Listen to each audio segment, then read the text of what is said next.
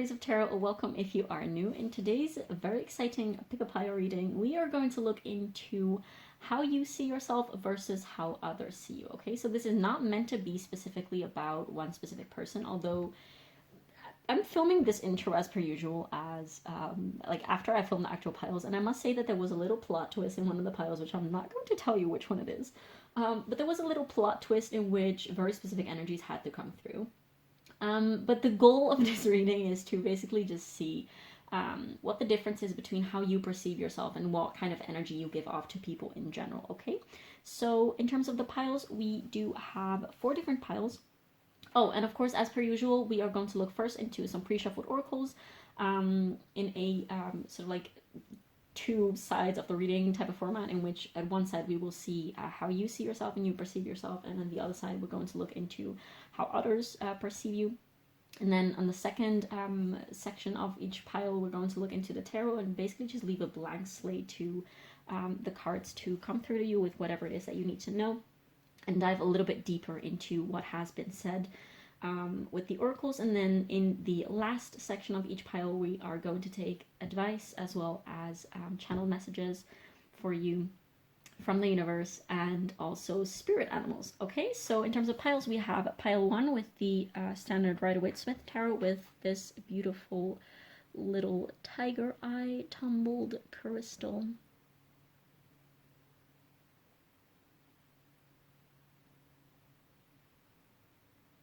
Then for pile 2, we have the Wild Unknown tarot with this gorgeous citrine little point.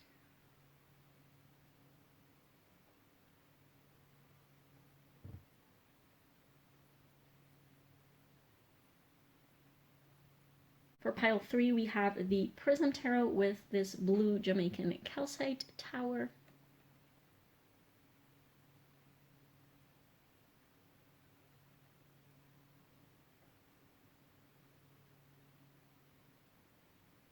And for pile 4, we have the Muse tarot with this orange Selenite little stone right here. It's spring and cats are doing the thing where they scream because they're looking for a mate. So sorry if you hear that. Definitely do feel free to like pause the video and just like spend some time with the piles and the crystals to see which one or which ones call you the most. Of course, it's always more than normal to feel called to more than one pile. Of course, as I always say, one individual pile will only ever shed light on one specific aspect of a person or a situation. So you're never limited, of course. Like one reading is not going to shed light on, it's not going to be able to say everything about a single person, okay? So it's like every pile is going to come through with different energies, which is not to say that energy is all that there is to you. That's absolutely not what the point is. It's just to highlight specific dynamics in life. Okay, so thank you so much for being here. I really hope that you enjoy your reading or readings. Definitely do feel free to leave me a comment down below letting me know how your pile or piles resonated, as it means absolutely everything to me to know how my readings land on the other side. It's just really nice to know, yeah, to have some personal feedback, I guess, since these are collective readings and I don't have anyone in specific to, you know, tell me how it resonated and everything. And also feel free to leave a like and subscribe, as that really, really helps you girl out with the algorithm. Yeah, thank you so much for being here, and I will see you in your pile. Hi pile 1, if you chose this beautiful tumbled tiger eye crystal as well as the Rider-Waite-Smith tarot, this is going to be a reading and I am so excited to get into this for you. We're going to look into essentially how you see yourself versus how others see you. So I have these pre-shuffled oracles for you today, and we're going to look into 2 different sections of the reading in the first part. So this side will represent how you see yourself, so you should be able to recognize your own energy and how you perceive yourself. And on this side, we will have how others in general perceive you. Okay, so we will be able to see if this matches or if you have a very different idea of yourself than others have. And then afterwards with the tarot, we're going to look, I guess we're just leaving a blank slate, or we're just going to answer a question, like a specific question, if it comes through. and we're just going to see what spirit or the universe or your spirit guides, whatever it is that you resonate with, and that you feel connected to, what they want to come through to you with about this. Okay, so without further ado, afterwards at the end of this reading, we're going to take advice as well as spirit animals, and taking spirit animals as advice, like at the end of the readings, is kind of my new thing. So definitely do feel free to let me know if you guys like this thing, or if you prefer having the animals like at the beginning with the oracles, or if you do like this format of taking spirit animals at the end as advice, essentially. Okay, so without further ado, for how you see yourself at this time, we have the first house with number 25 and the body. Then we have listen. We have number 18 or 9 with naked before the stars. Number 25 adds up to 7 in numerology, by the way. And also we have number 1, suppression of a star being by hands unworthy.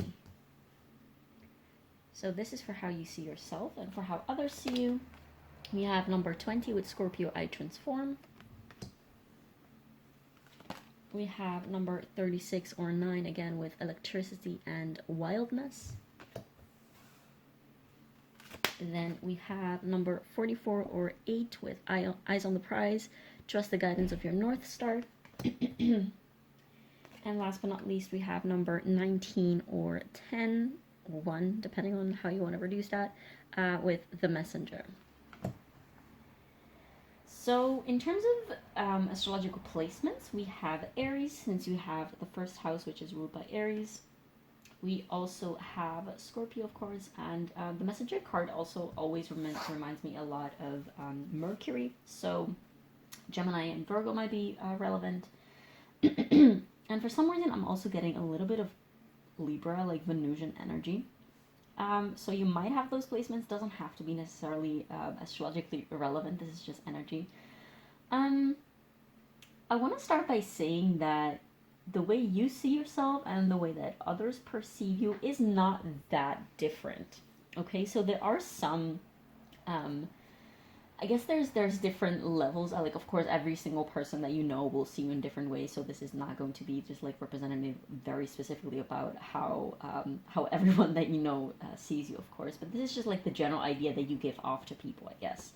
So I want to say that you are someone who, at this time at least, is quite confident and quite happy with who you are. And this is absolutely not to say that you'd never struggle, that you don't have insecurities, that you don't have bad days in which you look at yourself in the mirror and you're like, oh my god, I feel so gross today. Like, this is not to say that you're feeling completely super happy and super confident all of the time. But this is just to say that in general, you have done so much work on yourself. You have done so much shadow work, and you've put in so much effort in your self-love journey, I want to say. Like, you have consciously put effort and work into loving yourself. And the results have really been showing lately. Like, you're nowhere you used to be. Like, nowhere near where you used to be in the past. You might definitely come from a past in which you have struggled, I want to say, probably a lot with body image, or with your sexuality, or just with just like self-confidence, like solar plexus energy in general. This doesn't have to be strictly about like your physical appearance or anything. It could literally just be about like how you could have been while you were younger. You could have been very insecure about, you know, how smart you were or how capable you were or things like that.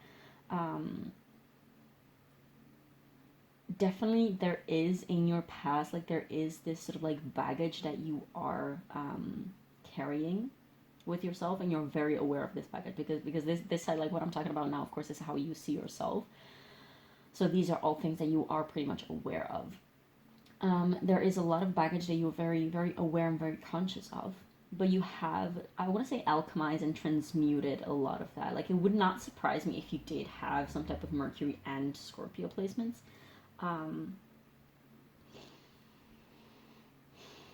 Perhaps in your rising could be. You might have Chiron in your first house for some reason, I'm getting. Doesn't strictly necessarily have to be, but or some type of Chiron like conjunct with, like very strictly, very closely conjunct with like either your sun or I don't know, some type of like, it might be interesting for you to look into like your Chiron sign, but also like the conjunction, like the aspects that your Chiron is in.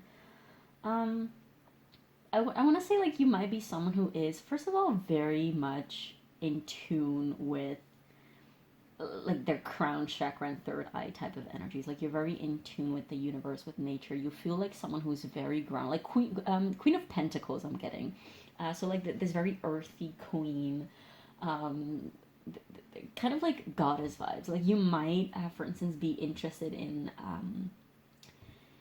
doing embodiment work, so something that has to do with the body, doing rituals in which you're like staring at yourself naked in the mirror, like doing yoni mapping, or having like oils and crystals and natural herbs blends and things like that, like yoni steams, and just like a lot of natural like rituals with natural little tools for self-care. I want to say like you might also be into things like tantra and yoga, and just like a lot of body work, like massage, like Thai massage, things like that, like even dancing, pole dancing perhaps.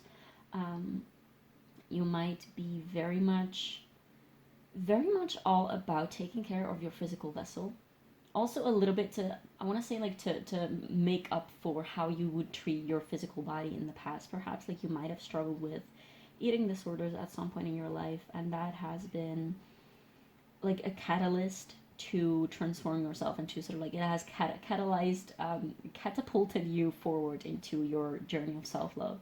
Like you might have had indeed just like a lot of struggle in terms of that, and which has awakened you to the fact like I cannot keep doing this because I'm literally destroying myself and ruining my own life.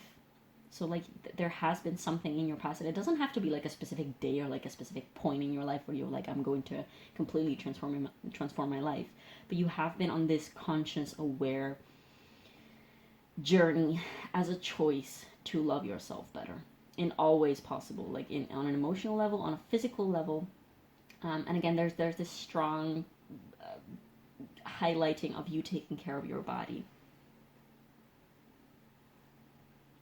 Taking care of your body and just making sure that you love your body, just like showing love to your body. Perhaps like you do things like self-affirmation, like a positive affirmation towards your body and things like that. But also at the same time, like the body and the physical, like the root chakra type of energies are not the only things that you're focusing on. You're also a lot of like very much in the higher chakras. You are definitely someone who's very like spiritually aware, spiritually conscious. And you are on this journey to sort of like expand yourself and empower yourself and like discover yourself from the inside out, I want to say. And also I want to say from the outside in, although you know that probably you're aware that is, I'm getting magician vibes now. You know that like as above, so below, as within, so without. So it doesn't matter which direction you go, it all goes together. Like journeying on the inside means journeying on the outside, and journeying on the outside means journeying on the inside. With this listen card, you might definitely be someone who has some type of, I want to say like perhaps like clairaudience, clairsentience, clairvoyance, some type of psychic abilities. And this is where I want to transition into how others see you, because others definitely are aware that there's something a little mystical about you, I want to say. They really feel like with this eyes on the prize, trust the guidance of your North Star. People really see you as someone who is, first of all, very in touch with the knowledge and the wisdom of the universe. They might see you as someone, like, depending on who it is, of course, like, depending on whether your friends and, like, the people around you are also quite spiritually aware or not. They might see you as someone who's very mysterious, like oh my god, like, she's doing all these witchy things, and, like with these, like, little potions. Like, if, for instance, you do things like making your own oils, like your own skincare, like ritual oils, things like this, people might be, like, super intrigued. Be like, wow, oh my god. Or like if you collect rainwater and things like that, they're like, oh my god, that's so interesting. Like, who knows what she does with that, you know? Some people might not completely like understand what it is that you do in terms of that. But what a lot of people have in common in terms of how they see you is you are very, you come across as someone who's very confident and who knows what they're here to do. Like, you might have your own business, or you might just be someone who lives in a quite alternative way. You might be interested in doing things like coaching, or like retreats, or like herbalism. You might have your little, like, your own shop where you sell like handmade jewelry or things like that, or just like herbal blends, or I don't know, something with like aromatherapy or like again like your massage type of business, something like that. Like you are following your own path and you don't necessarily like live up to the expectations of society or people around you. They definitely do see you as someone who knows something and who has done a lot of work in terms to be in touch and conscious of themselves. Like they see you as someone who has a very deep knowledge about who they are. And this might be very inspiring for some people and be like, oh my god, if it's possible for Pile 1 to be in this state, then I can do that too. Like, you are definitely, people see you as someone who's very unusual. Like, you're not just like a plain Jane that they encounter every single day. You're definitely someone who's very peculiar, I want to say. And with this wildness and electricity card, I feel like you might have Aquarius. Actually, I didn't mention that, but electricity is the element, I guess, of Uranus, and Uranus rules Aquarius. So you might perhaps having Aquarius midheaven, or Aquarius rising, or Aquarius in the 7th house, perhaps. There is something about people perceiving you as someone who is very different, very unique, very peculiar, and in a very positive way. And I want to say, like, I'm not getting, like, perhaps there are some people who, you know, by virtue of projection and reflection of the self, they might, like, look down on you, but I'm not getting this right now in these cards. Like, overall, people see you as someone who's very inspiring, with a very bright light, with a lot of power, someone who's very confident. Again, this card also really reminds me of, like, a very beaming solar plexus. You might, for instance, do things like dressing in very peculiar ways, or just, like, decorate your hair with, like, bees and flowers and little strings and things, and there's something that is definitely very weird, but in a very good way, in a very pretty way. Like, you might be someone who's a lot into, like, aesthetics and maybe doing a lot of, like, weird things with your makeup. You might like experimenting. You might change your aesthetics or like your hair very often. There is this, I want to say, you make people very happy. Like, your exterior and just like the energy that you present into the world, like, makes people feel very uplifted and very inspired. Like, this Scorpio energy is definitely like the evolved type of Scorpio in which people perceive you, because, you know, Scorpio can be one of those signs that is unfairly judged in a negative way, especially on the internet, I want to say. But of course, like, every sign has their, you know, their, like, more positive traits and their, like, I guess, more unevolved, I want to say, like, shadow traits. But people really perceive you as this powerful, beautiful, like, exalted version of what the Scorpio energy is. You might also do something that is, like, writing or, like, channeling, perhaps. Like, perhaps you do some type of work with people in the sense of, like, you might read tarot cards yourself, for, like, your friends and for people in general, and they might be just very impressed at this work that you're doing, and they might not understand, but they're like, oh my god, like, I can feel that it's real. And like, I don't have to understand. I don't understand, but I don't have to understand to know that this shit is real. Like, there is definitely some type of, people recognize that you are something in some way or another connected to the divine, if that makes sense. And this is all I'm getting for you, Pile 1, for now. So let's look into the tarot to see just whatever needs to come through to you at this time. Let me put these like that.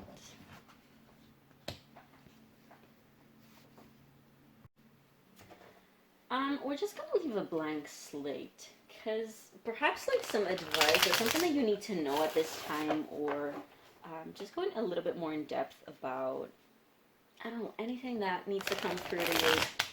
Because I feel like you have a pretty clear vision of yourself, and you're doing, like, a lot of, you're doing the work that you're meant to be doing. Like, you're just going with the flow of life, and you have kind of, like, found your place in the world. You have found your purpose, I want to say.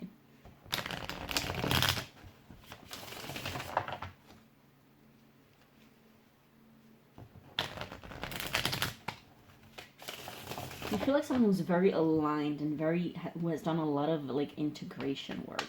That's for damn sure. Okay, so we have the Page of Swords in reverse. What does pile 1 need to know at this time?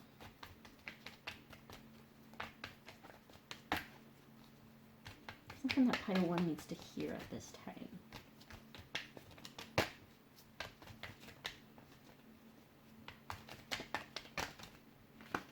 We have the Knight of Swords. What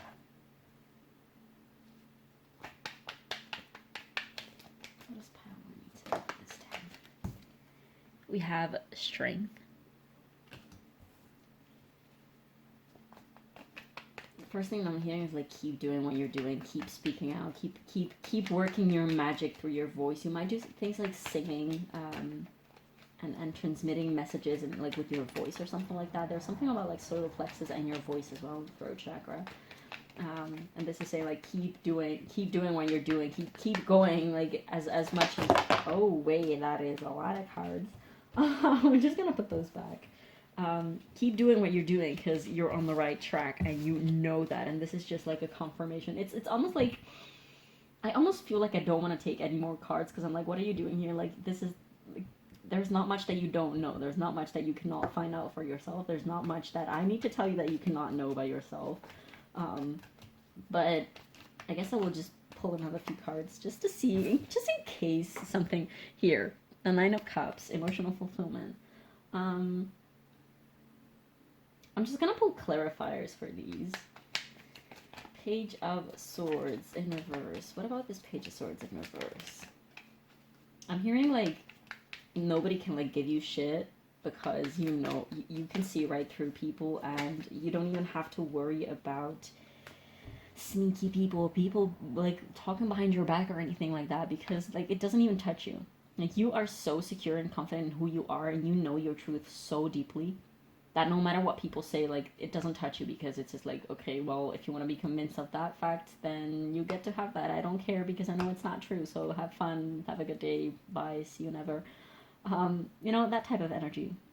Nobody can fuck with you because you've elevated your frequency so much that there's nothing that can bring it down, essentially. And that's freaking bomb. We have Leo energy, by the way. With the Strength card, we have the Page of Pentacles, and this is an invitation to keep learning, but you're already doing that. Like, it wouldn't surprise me if you did have like Gemini placements or something like that, or something like that. Gemini placements or something like that. What does that mean? I don't know. But this is to say like keep learning because there's still so much for you to discover. Like you're opening doors for yourself. You're constantly opening doors for yourself. Like you're closing chapters. You're embarking on new journeys constantly, and everything that it needs to come to you will come to you because you are so aligned. I want to say, and so open and so grounded, but like this powerful, elevated energy at the same time that everything just comes to you effortlessly. Like you can manifest every single thing that you want because your energy is just like in such a state that you can just think about something and put the intention in and something like the universe will deliver because you are so clear in your energy. It's absolutely amazing.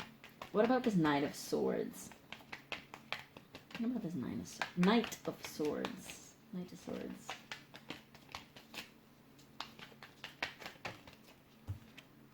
We have the Ace of Pentacles. Yeah, again, what I just said, like just say what you want to manifest and it will be given. Like it comes to you effortlessly. That's what I'm getting. We have the Emperor, Aries energy again, coming out below the Strength with Leo. So a lot of fire energy. Yeah, there's just this you're not afraid of taking up space. Like you know your place. It's like you are sitting on your throne at this time. Like I also want to say like you might have balanced very much, like you might do a lot of work to balance your masculine and your feminine. Like you might be very consciously working with your masculine and your feminine, and you can stand very strongly into your masculine but also in your feminine. Does that make sense?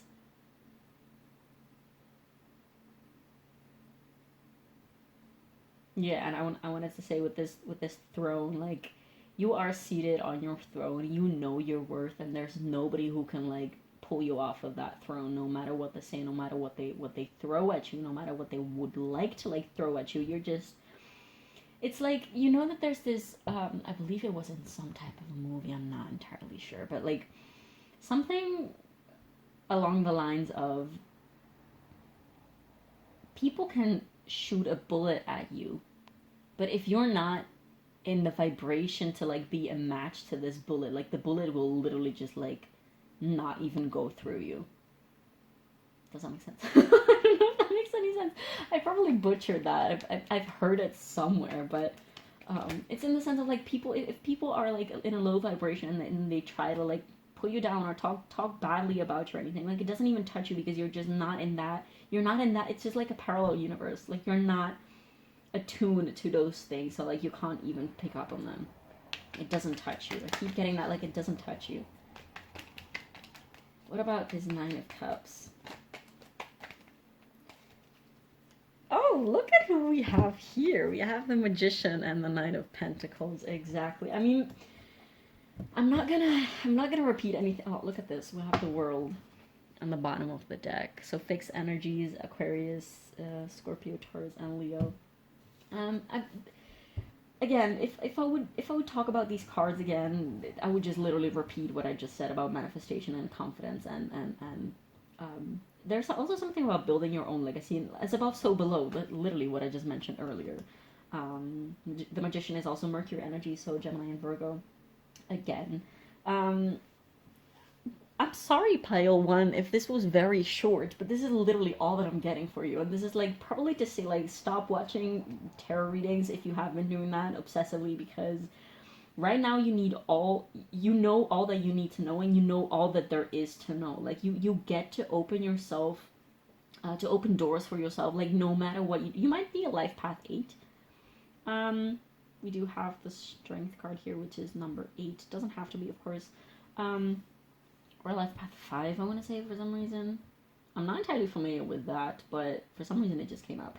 Anyways, or 9, because we did have 9 here and 9 here. We have the number 7, number 2, the number 8. Yeah. Anyways, this was what needed to come through to you. It was very simple, very straight to the point, and this is the whole point. Like, there's not much cloudedness in terms of who you are, like your own perception of yourself, and like even how other people perceive you. There's not much to discuss, essentially, because you are already so aware, so conscious of it, that I feel like Spirit is just like, why are you even here? Like, let's just dismiss you real quick, because there's not much to say. There's not much else to say. Let's take some advice. See if anything needs to come through to you at this time about all of this. And at the end, I'm going to take, this is the Sufi Wisdom Oracle deck, and then I'm going to take channel messages from my own handwritten messages, and at the end we're taking spirit animals. Let's see, what advice do we have for pile 1 at this time? What advice do we have for pile 1?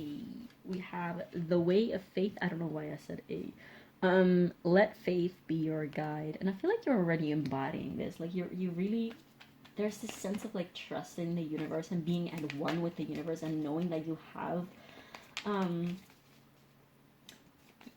I'm getting this feeling of, you know, the extent to which you do have control over your own life, but you're also very much at peace with the fact that some things are out of your control. And that is exactly like, that is that balance that is kind of needed to flow in life effortlessly and without resistance. That allows you to be in that state of, first of all, of clarity and of surrender to what is, but also being aware of the power that you have and not being in victim mode, if that makes sense. And that's also the very energy and state and vibration and frequency that allows you to manifest things so effortlessly. Limitation is power. Lean into your limitations. So I guess this is a very specific message. I'm getting a lot of the time with advice cards, these are, sometimes they might be directed to a very, very like small select of people watching. And I feel like this card, this limitation of power, is power. Lean into your limitations. this is a message, like a follow-up message to what I just said, to those of you who are still sometimes like struggling with this balance between where do I have control and where do I not have control, and being at peace with the fact that sometimes you don't have control, and sometimes things are just bigger than you and bigger than your will, and sometimes things are just not up to you. Like, there's this thing, like, we have free will, but there's also this degree of, like, the universe and Mother Nature, you know. The universe has its free will as well. We are as much subjected to the universe willpower as much as the universe is subjected to our own willpower, to our own free will. There are certain things that we cannot decide, and there are certain things that the universe also does not have power over. I mean, if you, for instance, decide to quit all of your spiritual work and just like stop doing any of that and I don't know, go back to a 9-to-5 job or things like that, then the universe, there's no way that the universe is going to tell you like, no, you can't do that. Like, you get to decide if that's what you want to do. You get to decide to do that. And in a similar way, there are things that the universe will literally just like, you know, when they say like rejection is divine protection, like there's something that you just do not have control over because the universe has the upper hand on those situations. And there's this balance that makes everything literally just like happen as they are supposed to. And it's not because you are in control, it's not because the universe is in control, it's because there's this balance between what am I in control of and what is the universe in control of. Turn over a new page, let love lead the way for change. And I guess this is just like a recognition of the fact that you're already doing that. And there's this invitation to like look inwards, to look through your third eye. There's something about aliens. You might be in touch with like star beings, or be able to communicate with like otherworldly entities. And if that's something that you have not been able to do that, this is a confirmation of the fact that if this has been sort of like being pushed in the periphery of your conscious awareness over the past, I want to say like months or times, this is definitely another confirmation of, take this only if it resonates. Like if this is the first time that you hear it, it's probably not for you, but also I don't feel like this will be for everyone. But if there have been sort of like little nudges towards the fact that like, oh, you know, star beings and extraterrestrial entities and things like that, then this is just another confirmation of, yes, it's probably coming. Like, you should go into meditation and perhaps find some type of coach or something to help you out with that, because it's definitely something that is in the realm of possibilities. Okay, so let's take some channeled messages. I want to take like one or two of these to see what else you need to know, what else you need to be aware of, what else you need to, I guess, focus on or let go of. What do we have for pile one? We have disorganized attachment. Okay, so I'm feeling these could be literally about anything, okay? So this could be that you yourself have that, or that you're dealing with someone who has disorganized attachment. And I do not feel the call to like go into what this means. Perhaps this is something that you have to research for yourself to understand it. Just attachment styles in general, I guess. Yeah, so definitely if that rings some type of bell, if that triggers your curiosity, if you don't know already what that is, or like if you're not familiar with that, then definitely this is your sign to look into that. Perhaps that's like your new thing after watching this reading. What else do we have for pile one? Just advice or anything in specific? Perhaps some synchronicities. What do we have for pile one?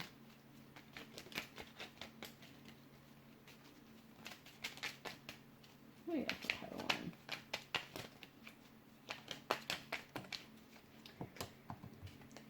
We have move. So if you have been thinking about moving houses, moving countries, moving places, that is the first thing that is coming through. This is your confirmation. Yes, go for it. For some others of you, it's more like move your body, which I feel like some of you are already doing that. But there's something about movement for sure that you have to take it if it resonates, of course. If it doesn't feel like it's for you, then just leave this message to those who this is for. But I feel like this is more of a confirmation of something that you already know, that you were perhaps already thinking about. Yeah, you will know. If it touches some strings within you, then you will know what this is about. Okay, one more. One more for pile 1, please. One more for pile 1.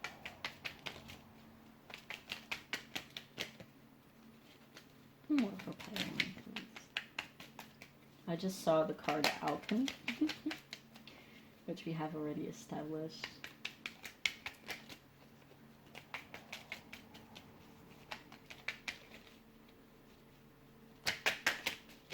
You know what? I feel like nothing else needs to come out. So I'm just going to put this back, and I'm going to take your spirit animal cards.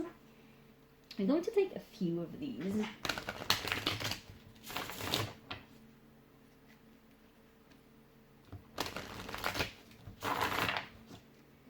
To see which spirit animals have some messages for you, perhaps some reminders, or animals perhaps that you have to like pay attention to when they appear into your conscious awareness, or animals that you perhaps might want to work with, or look at this, we have unicorn, infinite possibilities. You are the sovereign of the seen and the unseen world. Again, this magician vibes of like as above so below, and then Scorpio with like the underworld, and oh my god, this is awesome. The magic of love surrounds you. Beauty transforms you. We have the Scorpio transformation card, yeah. Listen, with this listen card here, listen to the spirits of light, abandon the darkness, go beyond the ordinary and become the legendary. Oh, this is so suitable. Very on brand for this pile. What other animals have, the spirit animals have messages for pile 1, please? I think I want to take 2 more. What other animals need to come through to pile 1 at this time, please? So we have the Orca Will with adventure. Dare to do things differently. You already are. Sing your wild song. Again, something with singing. I love that. Manifest your travel dreams. Attempt the great journey with confidence. Be loyal. Friends and family are your treasures. Be brave. You're more powerful than you know. Even more powerful than you know. There you go. It's like you only just started this journey, and it's far from being over for you. This is so cool. Okay, so I guess we have 2 more. First one is dragon with supernatural. Look at this. All these high vibe animals. I love it. You are the ancient wise sage. You can shapeshift. Again, this shapeshifting always reminds me of Gemini and magician energy. Also Pisces, I guess, like the mutable signs. So like Virgo, Gemini, Pisces, and Sagittarius.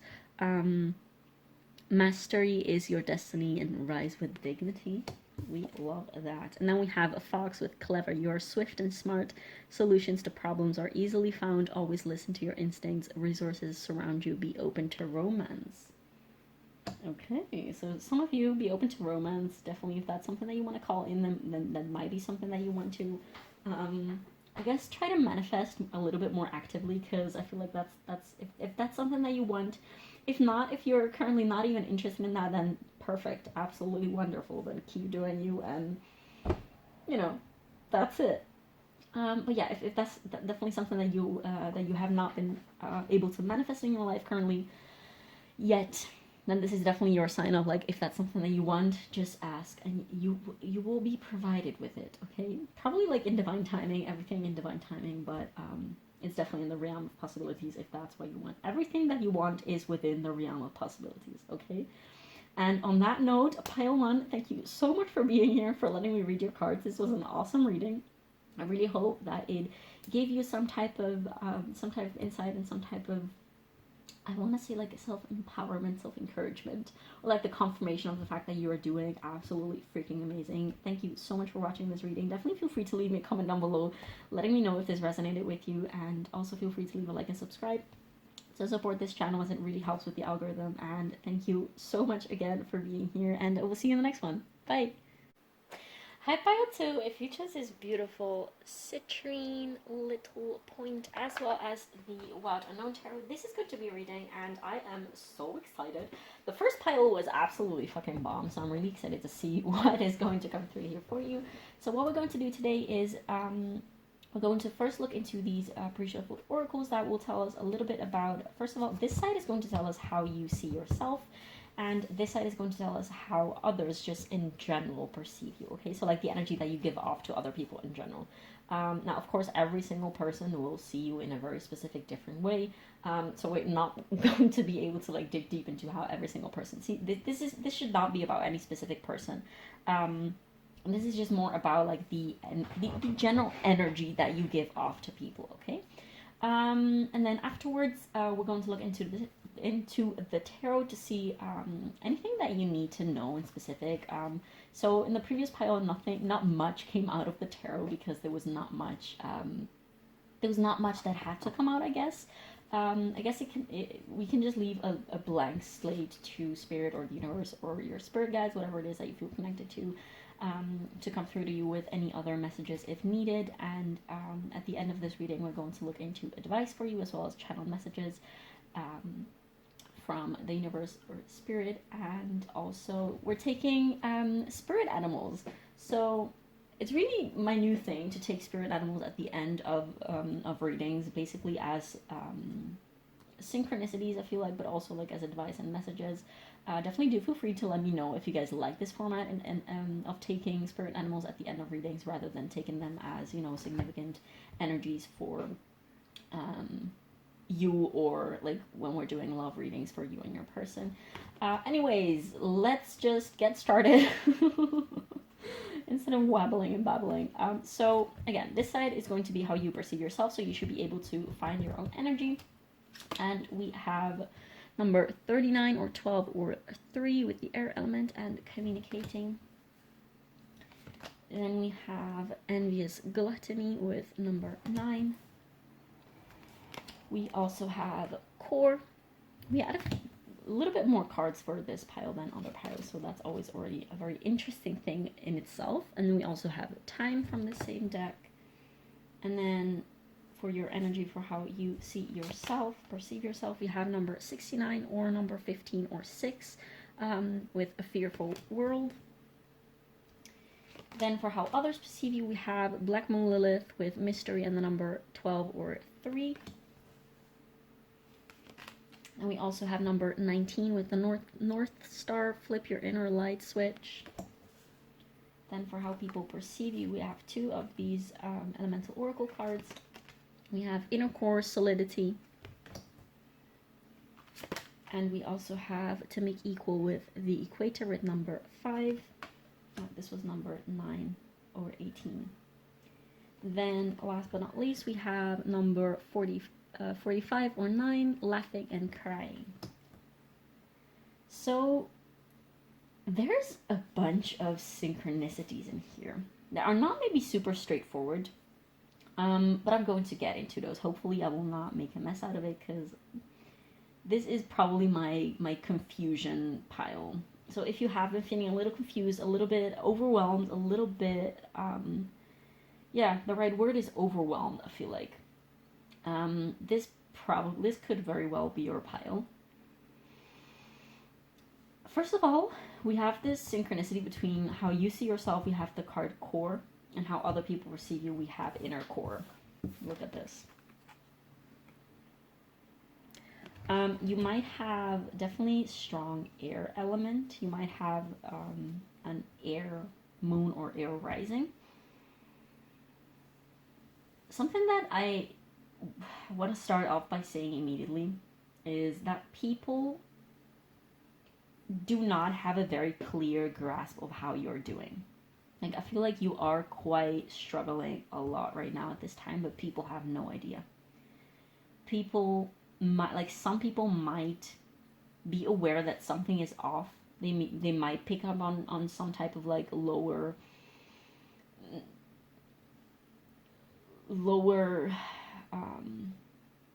not super happy, not super joyous type of energy from you. But they have no idea of what you're doing. And this is because you're very closed off within yourself. I feel like you have quite low self-esteem. You might be, I want to say, like struggling with lack mentality. That might be something that you need to be working on in this lifetime, I want to say. And you feel like someone who's very much stuck within their own head a lot. Like you might struggle a lot with anxiety and just a lot of dark thoughts, and a lot of you might be battling a lot of demons within your own head all of the freaking time, which is making you feel a little paralyzed and a little blocked and stagnant within yourself.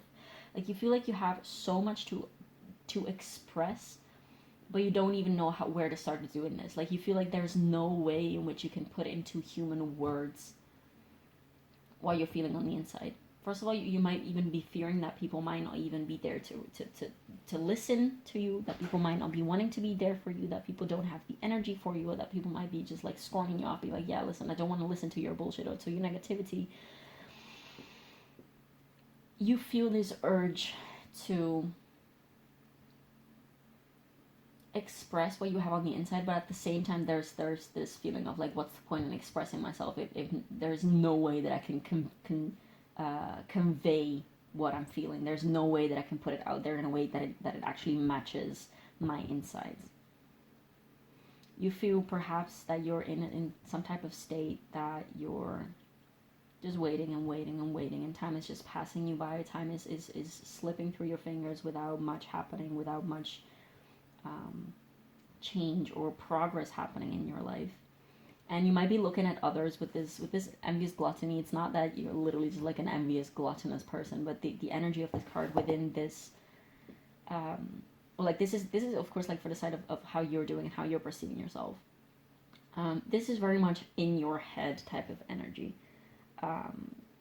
You might be looking at others and feel like, oh, like everyone is figuring out their life, like everyone is getting married and getting super expensive cars and like, you know, starting their businesses and having children and being rock stars and whatnot, and just like, you know, making it out there in the world and being successful. Everyone has their shit together. Everyone is constructing something with their life, but I'm just here stuck in my chair, in my head, and nothing is happening and nothing is really giving to me, I want to say. Like there's this feeling of emptiness, but at the same time it's so crowded within you that you don't even, there's this definitely a lot of confusion and a lot of just like cluttered energy within your own head. But that's not all the truth to you, to who you are. Like you might be very much stuck in this energy and perceive yourself as constantly being in this energy that I just described, but this is not all the truth of who you are. You might also be doing a lot of reminiscing about like what has been in your past, and perhaps like things that have hurt you in the past, but also when things were good and you've lost those things, and like things aren't as they were anymore. Perhaps you've lost people. Just like remembering those things and being aware of how not present you were at that time, and of how much you were not grateful or like aware of what you had when you had it. There's definitely a lot of, I want to say, a lot of dark feelings mixing up within you at this time, which might make you feel a little bit like you're trapped within your own head.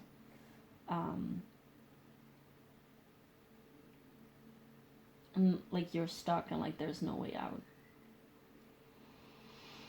This is absolutely not the truth. I think like this is the truth of how you're feeling. I'm not saying that it's not true and that you're making things up, because of course that's your reality. If that's what you're living right now and if that's what you're feeling right now, that is absolutely your reality, and that's it's absolutely valid, and no one can tell you that that's not true. Of course, like feelings and emotions and anxiety, they're always very valid. They're there for a reason. They're reflective of some type of truth within yourself, but it's always very important to remember that things like just emotions and anxiety and your fears are not objective reflections of what reality is and what life is. It is your perception of life and of reality, which doesn't make it less real, but it's not matching actual reality. Okay, so it's always good to be aware, like, yes, recognize your fears, and yes, recognize your emotions and your feelings and your anxiety. Acknowledge acknowledge all of that, but also take it for what it is. Don't let it take over your life. Don't let it take over your decisions and your choices, and don't let that anxiety and that fear be reflected in your actions in your day-to-day life. Be aware of the fact, like, yes, anxiety, I see you, you're there, I feel you, you're real, but also you're not the truth. You're not the full truth. Recognize it for what it is, in the sense of your anxiety, and you're just a part of what I'm going through. It's not reflective of what reality and life and of what I am at this time. How other people see you, they see you as someone who's quite closed off within themselves. But at the same time, while you have this sort of like lower vision of yourself, you feel like you're less than everyone around you, like you have this very low self-esteem, people don't see you as someone who is lower than them. People see you as pretty much as someone who is equal to them. People just see you as a friend. Like, I feel like a lot of people see you as a good friend, and if it's not a lot of people, there's a handful of people who really care about you and who see you as their equal, who that they see you as someone who they can vibe very well with, that they can have a really good talk with, that they can have a lot of fun with. People definitely do not know the extent to which you are suffering. And this is because you come off as very closed off to people with this inner core and this laughing and crying. You might be someone who uses sarcasm a lot and just talks a lot about their pains and their struggles in a very, I want to say, like, self-scorning way, almost like making jokes about your own pains and your own misfortunes in life. I want to say, like, about the things that aren't going super well in life, and you just have this very, like, ironic, sarcastic type of, like, I want to say, like, jokingly self-deprecating way when you talk about yourself and your life to others, and it leaves people, like, kind of feeling like a little just, like, this weird aftertaste, I want to say, because they're like, okay, so you don't seem too serious about this, but there's still something that tells people that you're actually serious when you talk badly about yourself with like with a smile and with sarcasm. Does that make sense? So you might use sarcasm and be like, oh yeah, oh my god, haha, I'm such a piece of shit, ha ha ha, you know, things like that. And people are like, okay, so you're joking, but also it felt a little weird, and it feels like you're actually being serious when you're talking like that about yourself. So there's definitely this, your self-talk within yourself and with others, that is being highlighted right here by the cards. Because it's really affecting how, first of all, how you see yourself, and also it's just really portraying an inaccurate or just like very confused image of who you are and how you're doing to other people. Does that make sense? People might know that you are struggling to an extent, because we have this North Star with like flip your inner light switch card. They might know that you are going through some stuff, but you're not super vocal about it. You're not super, which makes a lot of sense, because you have a lot of things to share and a lot of things to communicate and express, but you're really not, you're resisting that very expression, because you don't believe that you can even express yourself properly. And I feel like people have quite some, like, there's definitely some people who have some difficulties with this, because they're like, I wish you would just talk to me, and I wish I could understand how you're doing. People might not even try to ask you how you're doing and things like that, because they're unsure. Like, people might be like, what's the point in asking you if you're not going to reply anyways? Like, this might be the classical scenario of like someone asking you, hey, how you doing? And you're just like, oh yeah, I'm fine. Or people asking you, hey, how you're doing? And you might be like, yeah, I'm doing like absolute shit, but you know, whatever. So how was your day? And you just like start talking about something else. You know, this doesn't have to be literally what happens, but people have this feeling towards you that you're inaccessible, that you have this inner world that you're not willing to share. You might come off to some people as someone who's very reserved and very private, and that you are happy with that privateness and that reservedness, while they do not know that you have this need for connection and this need for expressing yourself. If only they would get some type of hint from you, or like some type of indication from you that you want to create a deeper, more intimate connection, that you want to express yourself more, they would be like, bruh, same, like let's talk about deep shit, let's talk about our demons, and let's talk about what is going on inside of this core. And people might also be at the same time be very willing to talk about their own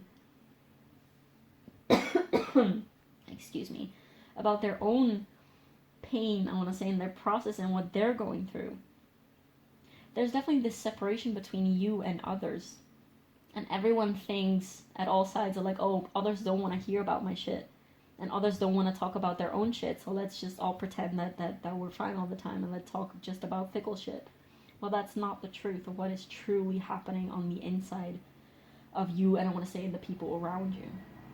Does that make sense? Okay, so let's look a little bit more into the tarot now to see what has to come through for you.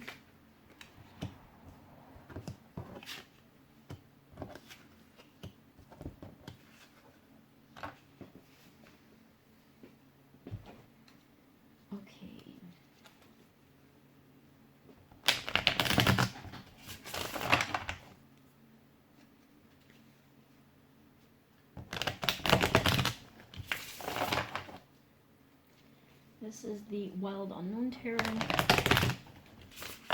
This was my very first tarot deck, by the way. Still one of my favorite decks. Yeah, it definitely will always have like a very special place in my heart because it is my first ever tarot deck.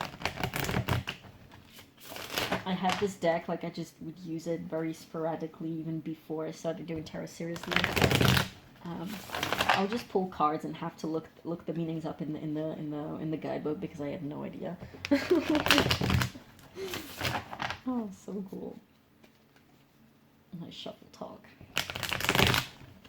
I feel like I have to shuffle another couple more times.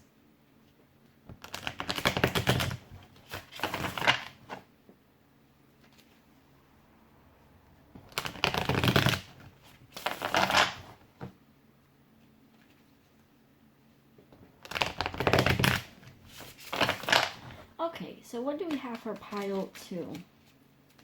What does pile 2 need to know at this time about this situation? I want to say about this disconnection and this discrepancy that exists between their inner world and their outer world. We have the Queen of Wands. Okay, so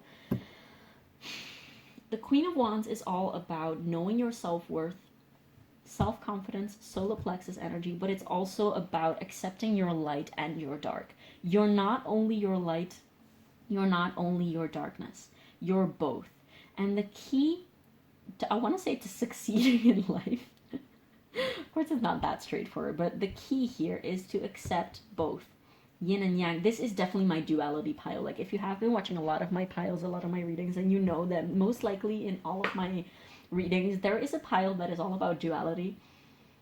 And the dualistic signs are Pisces, Cancer, Gemini, and Libra. Doesn't have to be astrologically relevant, but that's the energy. And we also have like always like the you know, people pleaser, low self-esteem, low solar plexus chakra pile. I feel like this is both, but definitely this is the dualistic pile. There's this need to learn to embrace your light, because you do have light. You might feel like there's no light, but there is so much light within you. But also to accept and embrace your darkness.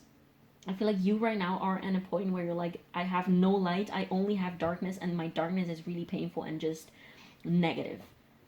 That's kind of the view, and it might not be like that all the freaking time, of course. This is just the aspect that is being exalted and highlighted within this reading, because you need to be aware of this, okay? As I always say, tarot readings only will ever shed light on a specific aspect of a situation or of a person. This doesn't mean that literally everything that you are as a person reduced to this very energy. But the goal here is to be aware of the light that you hold and the darkness that you hold, like the light and the shadow. There's this quote that somebody once said at one point, and it goes along the lines of, darkness is the space around which light is recognized. And something else. I don't have, no, I can't really check because it's like a pinned tweet on my Twitter, but it's something along the lines like, what I'm trying to say is that you cannot understand light without darkness. Like, darkness is the context through which you can find and understand light. So if you have a lot of darkness, there's so much potential for light. Okay, darkness doesn't come by itself. Light doesn't come by itself too. The more darkness you have, the more potential for light you have. The more light you have, the more potential for becoming aware of the darkness that you have. Okay. I feel like you're protecting yourself also a lot of the time because you're afraid of being more hurt than you're not already. But by this very attempt to protect yourself and to keep yourself closed off within yourself, you're doing yourself a disfavor. By protecting yourself and keeping yourself closed off, you're not only preventing bad energies from coming in, you're also preventing good energies from coming in. And you're not only preventing energies from coming in, you're also preventing yourself from energies reaching, like, you're preventing your own expression because you feel like there's no point. You have this need to express, there's this core need of expressing yourself, but you're not doing it. And nobody's preventing that. Nobody's preventing you from doing that. You are the one who's preventing that for yourself. You're the one who's blocking yourself in terms of that, because of your beliefs, because of your limiting beliefs about, oh, nobody's understanding, nobody can understand, I'm the only one who's feeling this way, and nobody out there can understand what I'm going through, nobody cares, and nobody, you know, with these beliefs that you have, which of course are very valid beliefs and they're there for a reason. You probably have struggled with that a lot in your past, because otherwise you would not have these thoughts and these anxieties and these fears. But this doesn't mean that every single person is like the people that have hurt you in the past. This doesn't mean that if you have, like, don't believe every single silly thought that you have. Okay? Because your thoughts are your thoughts. Thoughts are just thoughts. Thoughts are subjected to change. Thoughts are very subjective. They're never, ever reflective of objective truth. And also your own vision of other people and what they can understand and what they can achieve and what they can. Just your understanding of people is always very limited, okay? No matter how deeply and how well you know someone, you will never have the full picture of them. You will never access the entirety of them. So you will never know who actually is out there, who maybe has been going through the exact same thing as you have. Does that make sense? We also have the Queen of Swords. This is all about expression. All about expression through words. Being confident in your words. Like, there's this need of being confident in the power of your words, I want to say, and in the power of your self-thought, of your self-talk, how you talk about yourself within yourself and how you talk about yourself with others. And we also have, look at this, we have the Queen of Cups. We're only missing the Queen of Pentacles. Holy shit, you guys. You have the Queen of Wands, the Queen of Swords, and the Queen of Cups. This is to say, there is so... On the bottom of the deck, I felt called to look at the bottom of the deck. We have the Lovers with Gemini energy. We have the Queen of Wands, the Queen of Swords, and the Queen of Cups. There is so much within you. There's this entire world within you that you're not allowing yourself to discover. Like, you get to choose. You get to choose how you see yourself, how you treat yourself, how you talk about yourself, how you present yourself. And you're choosing to keep yourself stuck at this time. There is so much freaking potential within you, and you're aware of that. You might be like, yeah, I know that I have something to offer, that I have something to say, that I have something to give, but I don't know how to do that. And the answer is, I guess, part of the answer, because of course it's not so straightforward, but part of the answer is stop blocking yourself. Stop keeping yourself so closed off. And the way in which you do that practically is going to differ for all of you, because I'm not getting any specific answer, like, unless something comes through in a minute with other cards, with the advice. Look at all, I'm getting that Rumi quote of, like, your job is not to find love, but to seek all the ways in which you're blocking yourself off from love, and which you're keeping yourself from love. Look at your resistance. Look at how you're restricting yourself. And if you look at your walls, look at what walls you have put up, and you cannot move forward if you have walls around you. Look at those walls and work on tearing those walls down. Look at understanding those walls and why you think that they have to be there. Because again, walls are not something to be like, bitch, you shouldn't be there, and just like, bomb, like, to come in like a wrecking ball and destroy it all. Your walls are there for a reason. It's not that they're invalid. It's not that you're protecting yourself from absolutely nothing. Your walls are there for a reason, but try to understand why those walls are there and how those walls are actually keeping you stuck rather than truly protecting you. Because you think that they're protecting you, those walls, but they're not. They're keeping you stuck. They're preventing you from growing, from expanding, and from moving forward. What else? We have, look at this, we have Judgment, which is all about expression and coming out of your shell and rebirthing. And we also have the Six of, are these swords or are these wands? These are swords, the Six of Swords, moving on to safer waters. So, okay, so we have the Daughter of Pentacles. Okay, so this is so interesting. We have the Queen of Wands, the Queen of Swords, and the Queen of Cups. But when it comes to Pentacles, we have the Page of Pentacles. You need grounding. You're in need of grounding. You're so out of touch with the world around you, with like the physical world, with like nature. There's this need of focusing on your senses, focusing on nature, focusing on being present. How do you do that? You should not fight your mind. I want to put this here for some reason. You should not fight your mind, but find other ways to bring yourself into your body. Find, like, you might be one of those people who's like, oh yeah, meditation doesn't work because my thoughts are just constantly going. Okay, fine. Drop that for a second. Like, there's a lot to say about that. But if it's not working, if it's just not working, then you should find other ways. One of my favorite ways to find grounding when things like meditation and, you know, silencing the mind and things like that don't work is just using your senses.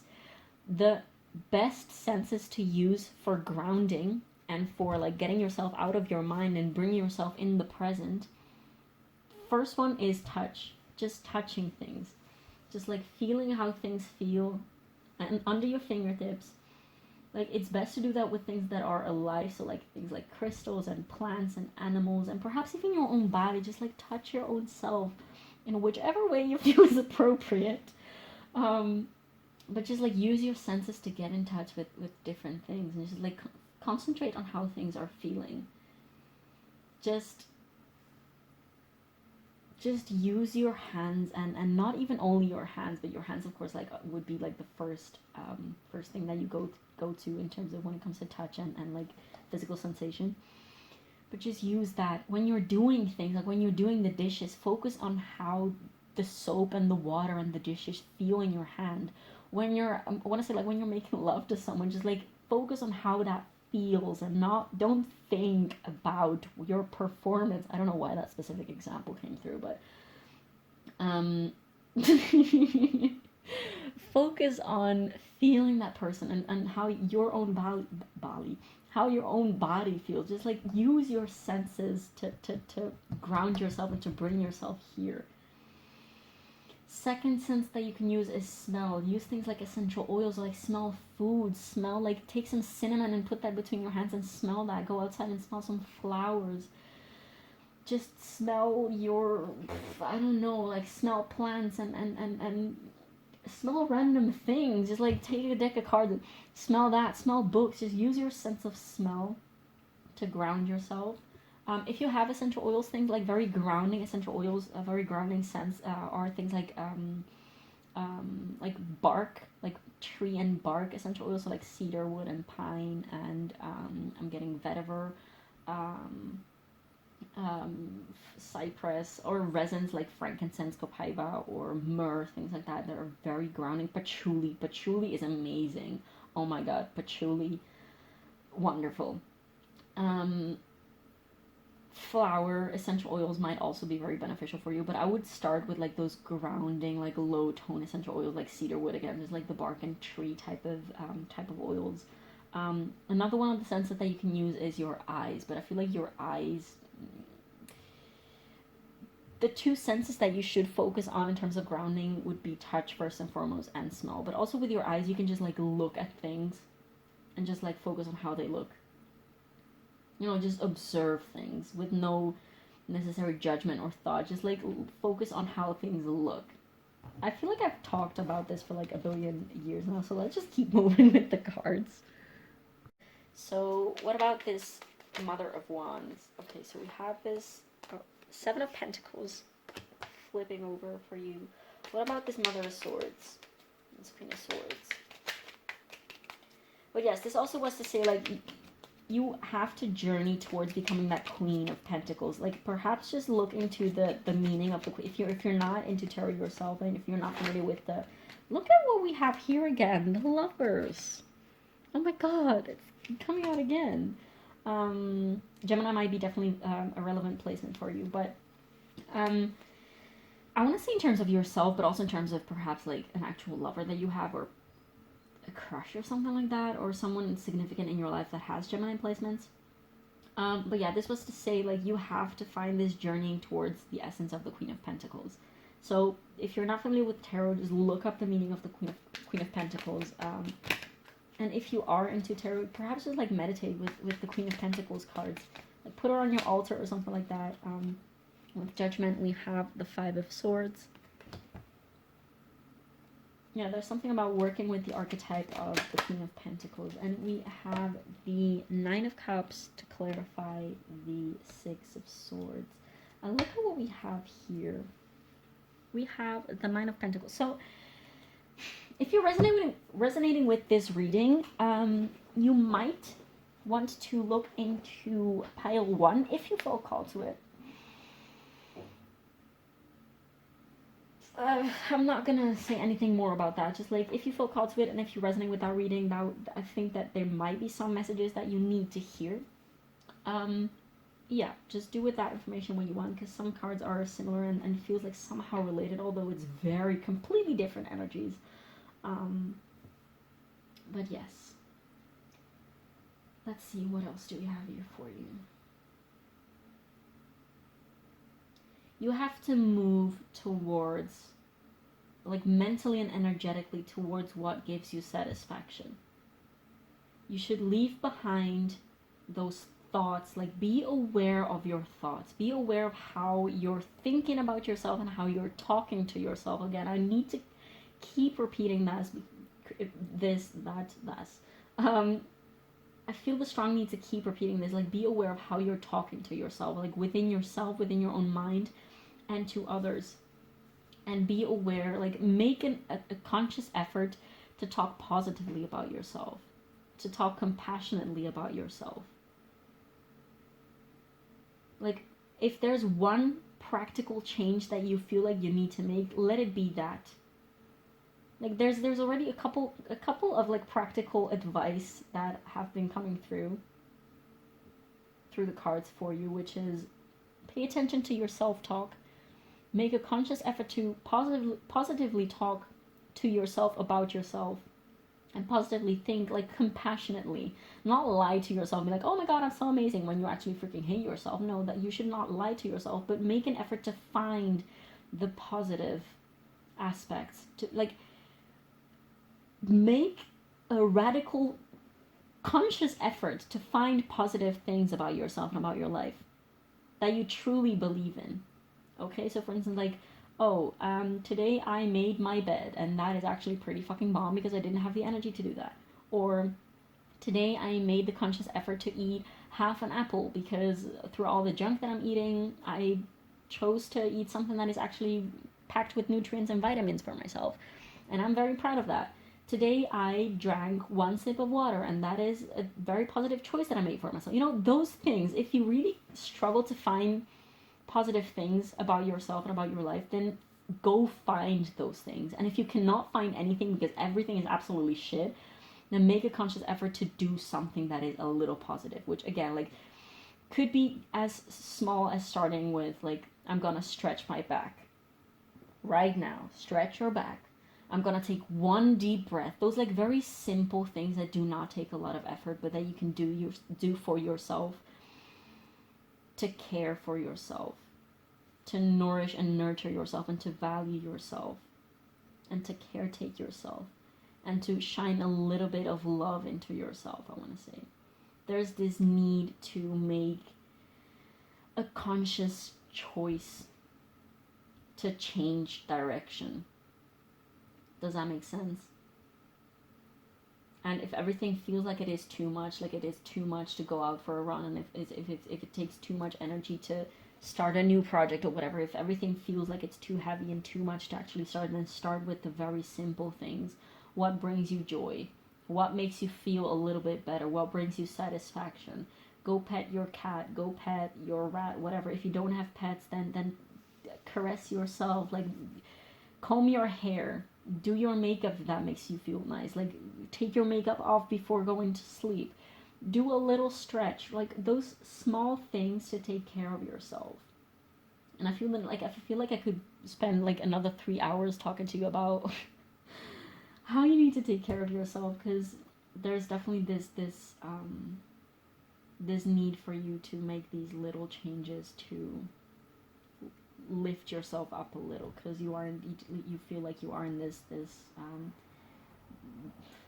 pitfall, this dark, deep space at this time, and nobody's going to take you out of it, especially if you're not calling anyone in for help, if you're not even accepting help or anything, because you feel very much closed off in yourself, no matter what other people say or do or don't say.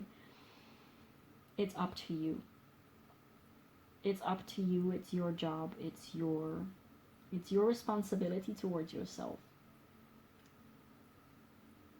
And I feel like the next step in your journey, but you're not necessarily there yet, the next step in your journey will actually be of like making conscious effort to connect with other people and to be more open to people. But if in the meanwhile, if that does not seem possible to you, then you should focus on changing your own inner environment, which you do that through those small things, like focusing on your senses and your positive self-talk, and paying attention to your thoughts and the things that we just talked about now.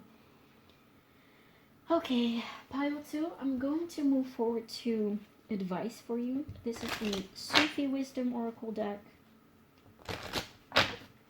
I'm going to pull a couple cards from here, and then some channeled messages from my own handwritten channeled messages, and then spirit animals at the end. Okay, so what do we have here for pile 2, please? Advice for pile 2, please. So we have, look at this. Speak out, communicate, and solve the conflicts. I don't feel like I need to elaborate on that, because we've said a lot on that already. We also have trust your gut feeling. Let your heart lead you to who you are. Look at this, connecting with your heart. There's a lot of green. There's a lot of green coming out in these cards here and in here and here also. This is connecting to your feelings rather than your thoughts. And this is also to say like, oh yeah, I'm feeling all the freaking time. And the truth is you're thinking about your feelings. You have a lot of thoughts about your feelings. You should also focus on feeling your feelings, full stop. Just feeling them and not having thoughts about them. Not thinking about the way that you're feeling, but just feeling it. And you will realize that there's nothing hurtful or harmful in your feelings. It's your thoughts and your reactions to your feelings that are actually harming you. Your feelings in themselves, they're not harmful. Gift of freedom. Break away from your attachments. And I feel like your attachment right now might be to the idea of your being closed off and in your own. I want to say this is also almost like a comfort zone, because it's like very repetitive. Like your days might just be very much the same. There's again not much happening on the outside of your inner world, and there's this need of breaking free from that, breaking free from your anxiety and your fear through the ways that have come out with your cards. And then happy life, live a less guarded life, exactly. You're guarding yourself so much and you're putting up these walls. And those walls need to come down. And not in the sense of like punch them and wreck them, but just look at them, acknowledge them, and let those walls know that it's safe for them and it's okay for them to come down. Of course, you should not force those walls to come down. Those walls are also part of you. Like, those walls are a part of you that is trying to protect you from harm and from hurt from the outside world. So you should treat these walls as you would treat like a very dear loved one. And be like, hey, listen, I know that you're there because you feel like I know you're like this because you feel the need to be like this. But you don't have to be like this. You don't have to be so guarded and so closed off. Okay, let's take some channeled messages.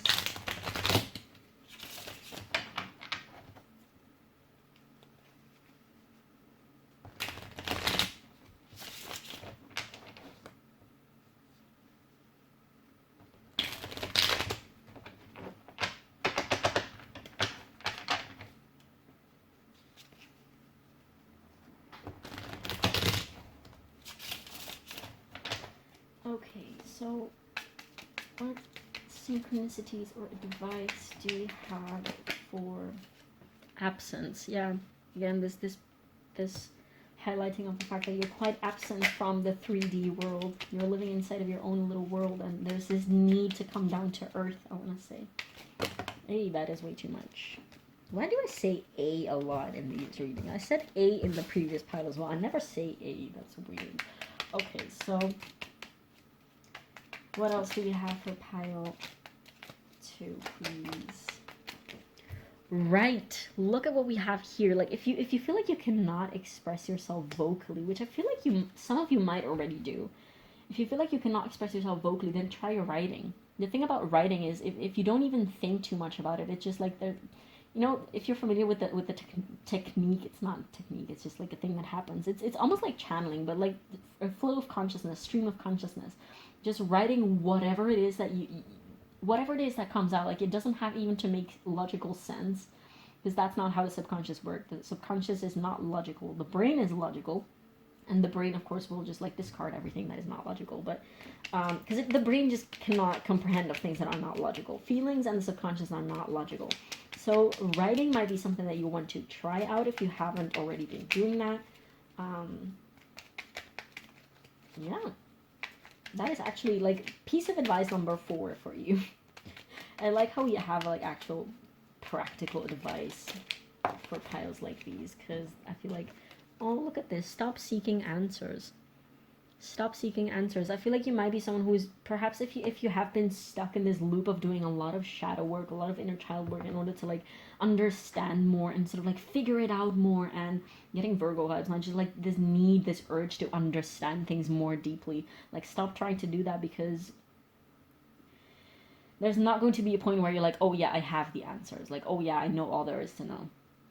And at the same time, right now, all that you know now is all that you need to know in order to make a change, in order to lift yourself up, in order to move forward. Like, you don't even have to have specific answers. Like, you could just decide one day, be like, okay, I'm done with this shit. Let's just focus on something else. You don't need more answers. Does that make sense? What else do we have for pile 2, please? Okay, so we have 2 more.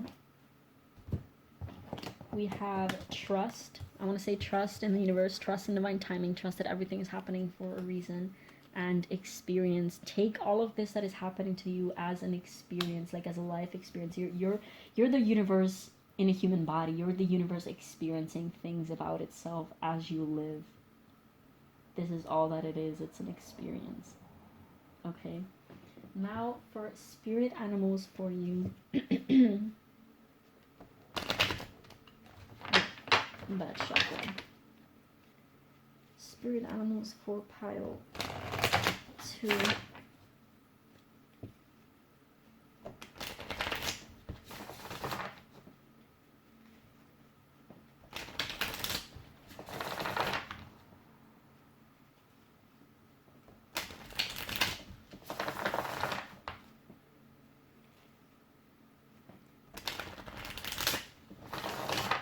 Okay, so what spirit animals have messages for pile 2? What spirit animals are relevant for pile 2? What animals are synchronistic for pile 2?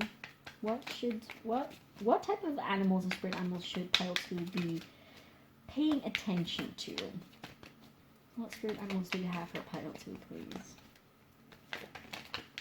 Okay, so the first one is the dragonfly with magic. I embrace my transformation. I courageously let go of the past. The magic of nature is in me. I am brilliant. I am blessed. There's this need of connecting with nature. Connect with nature. Definitely. Get off of social media. That's also something that's coming through very strongly for you right now. Tiger, fire. I choose to be unstoppable. My passion is my power. I am bold, I am brave, and mighty forces come to my aid. I always feel like I'm reading a little, like, in Italian it's called, like, filastrocca. It's like a rhymed, it's not a poem, but it's like a rhymed thing. But yes, focus on your passions and what lights a fire within you. Focus on what go towards your pleasure and towards your what gives you satisfaction, essentially. Should we take all of these? I guess we're just gonna, no, I feel like I only need to take the top one. So, humpback whale, singer, sing healing songs for the world. Your inner navigation always guides you. Nothing can stop or keep you from your goal. Align with your purpose and the power in your soul. This, yeah, there's definitely, again, this about expression, about singing. Again, yeah, once again, if you felt called to pile 1, definitely go see that, because there might be some relevant messages for you. So what else, what other spirit animals do we have for pile 2, please? Relevant spirit animals for pile 2, please.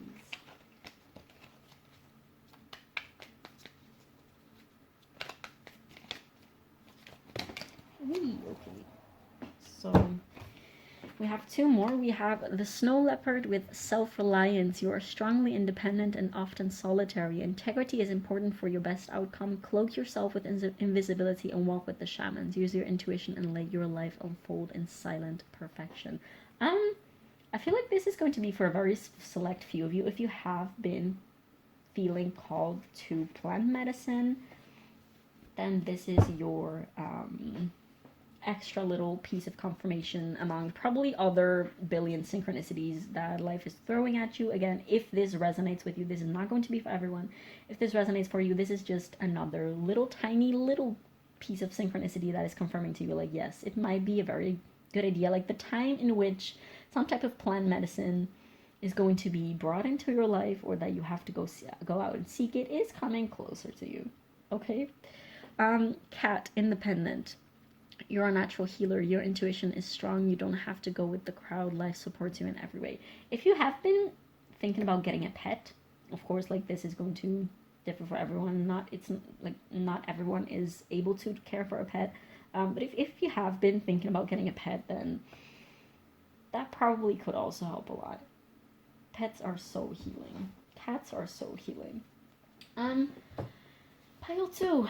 I think this is all that I have for you today. Thank you so much for being here, for letting me read your cards. I really, really, really hope that this helped to bring some clarity into the confusion that you have been feeling. I truly hope that this brought you some type of value, that this brought you some type of insight, something to work with. Definitely feel free to feel absolutely welcome to leave a comment down below. Let me know how this resonated, as I would love to hear. And also feel free to leave a like and subscribe. That really supports my channel with the algorithm. And thank you so much for being here, and I will see you in the next one. Bye. Hi, pile 3. If you chose this beautiful blue calcite here, as well as the Prism Tarot, this is going to be a reading, and I am very excited to dive into it, as the previous 2 piles have been pretty interesting. They were very different energies, so I'm really curious to see what is going to come out here. What we're going to do is we're going to look into these pre-shuffled oracles that I have here for you, and this side of this first part of the reading is going to indicate basically how you see yourself and how you I guess just like how you feel about yourself and the vision that you have of yourself. So you should be able to find your own energy in this part if this is your reading. And on this side, we're going to essentially have the way that others perceive you, just in general. So the energy that you give off to people, the type of person that you, the image of yourself that is being projected outside of you. Does that make sense? So this will be the first part of the reading, and afterwards we're going to look into the tarot. We're basically leaving a blank slate to spirit of the universe or your spirit guides, whatever it is that you feel connected to, in order to come through you with whatever you need to hear at this time. So if any specific question is going to arise from the first part of the reading, then we're going to dive into that, and otherwise it's just going to be a blank slate, which is honestly one of my favorite ways to do readings anyways. And then afterwards, the last part of this reading is going to be advice, as well as channel messages from my own handwritten channel messages, as well as spirit animals. So I really enjoy using spirit animals at the end of readings instead of at the beginning of readings, if that makes sense. So in order to see basically what type of energy you should be paying attention to, what type of, like, I guess also in a synchronistic way, for you to be aware of what energies are surrounding you and what energies you're calling in, essentially. So definitely do feel free to leave me a comment down below letting me know if you like this format of using spirit animals as advice rather than as descriptive energies. Because yeah, I personally really love that, but yeah, it's always really good to know what you guys feel and think about those things. Okay, so without further ado, enough with the chit chat, let's see what we have here for you for how you see yourself. We have number 30 with the 6th house and a routine. Then we have number 17, forgetting oneself, 17 or 8 in numerology. And then for how you see yourself, we have heat. And last but not least, we have number 75 or 12 or 3 in numerology with weight of truth. And then for how others see you, we have the number 40, water element and sensing. Then we have number 12 with say yes to your higher calling, be a human, exclamation mark, number 12 or 3 in numerology. Then we have, again, the water element with oceans and bravery. And the number 30, I'm not sure if I said that. Oh, look, we have a number 30 twice. And then, last but not least, we have number 44 with your dreams are closer than you think. So in terms of numbers, we have the number 7 twice. We have the number 3 4 times, because 75 added up to 12, which also adds up to 3. So 12 2 times, we have the number 3 4 times, and we have 44 and 40. And those are the relevant, like, repeating numbers that I'm getting here. In terms of zodiac signs, we have the water signs, so Cancer, Pisces, Scorpio, as well as the 6th house, which is ruled by Virgo. And I guess that's it in terms of, like, zodiac signs that are coming through right away.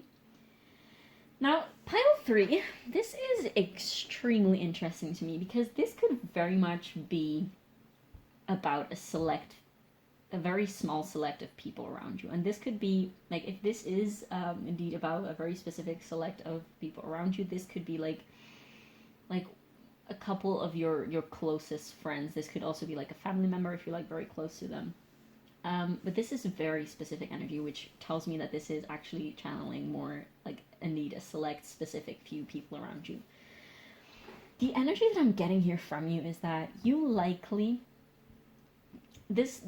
take this as it resonates with you personally at this time, because this could practically look in different ways, but the energy that I'm getting is that you're healing very profoundly and very intensely from someone, I guess, that from someone for some of you, but from something in general. And these people on this side, they are very aware that you're going through at this time.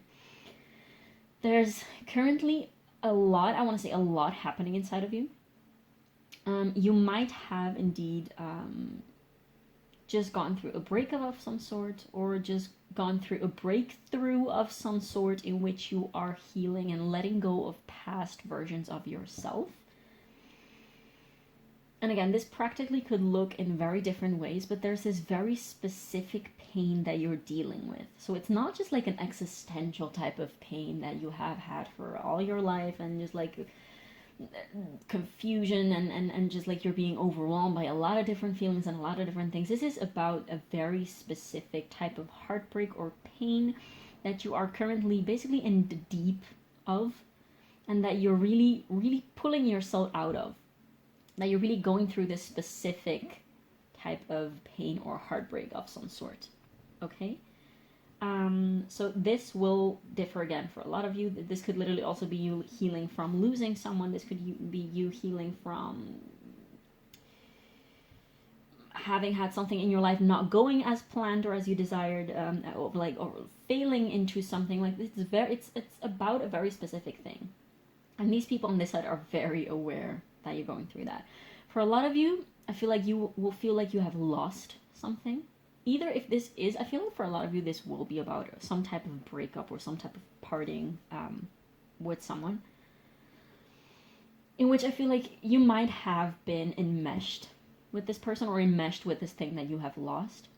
This could also literally be just like losing a part of your identity, just like losing a side of you that you have healed and that you sort of like grieving a part of yourself that you're never going to get back, or that you feel that you are never going to get back. Because with this forgetting oneself, I'm really getting the idea that you're quite unsure about who you are right now, what to do next, what happens next to you, about what,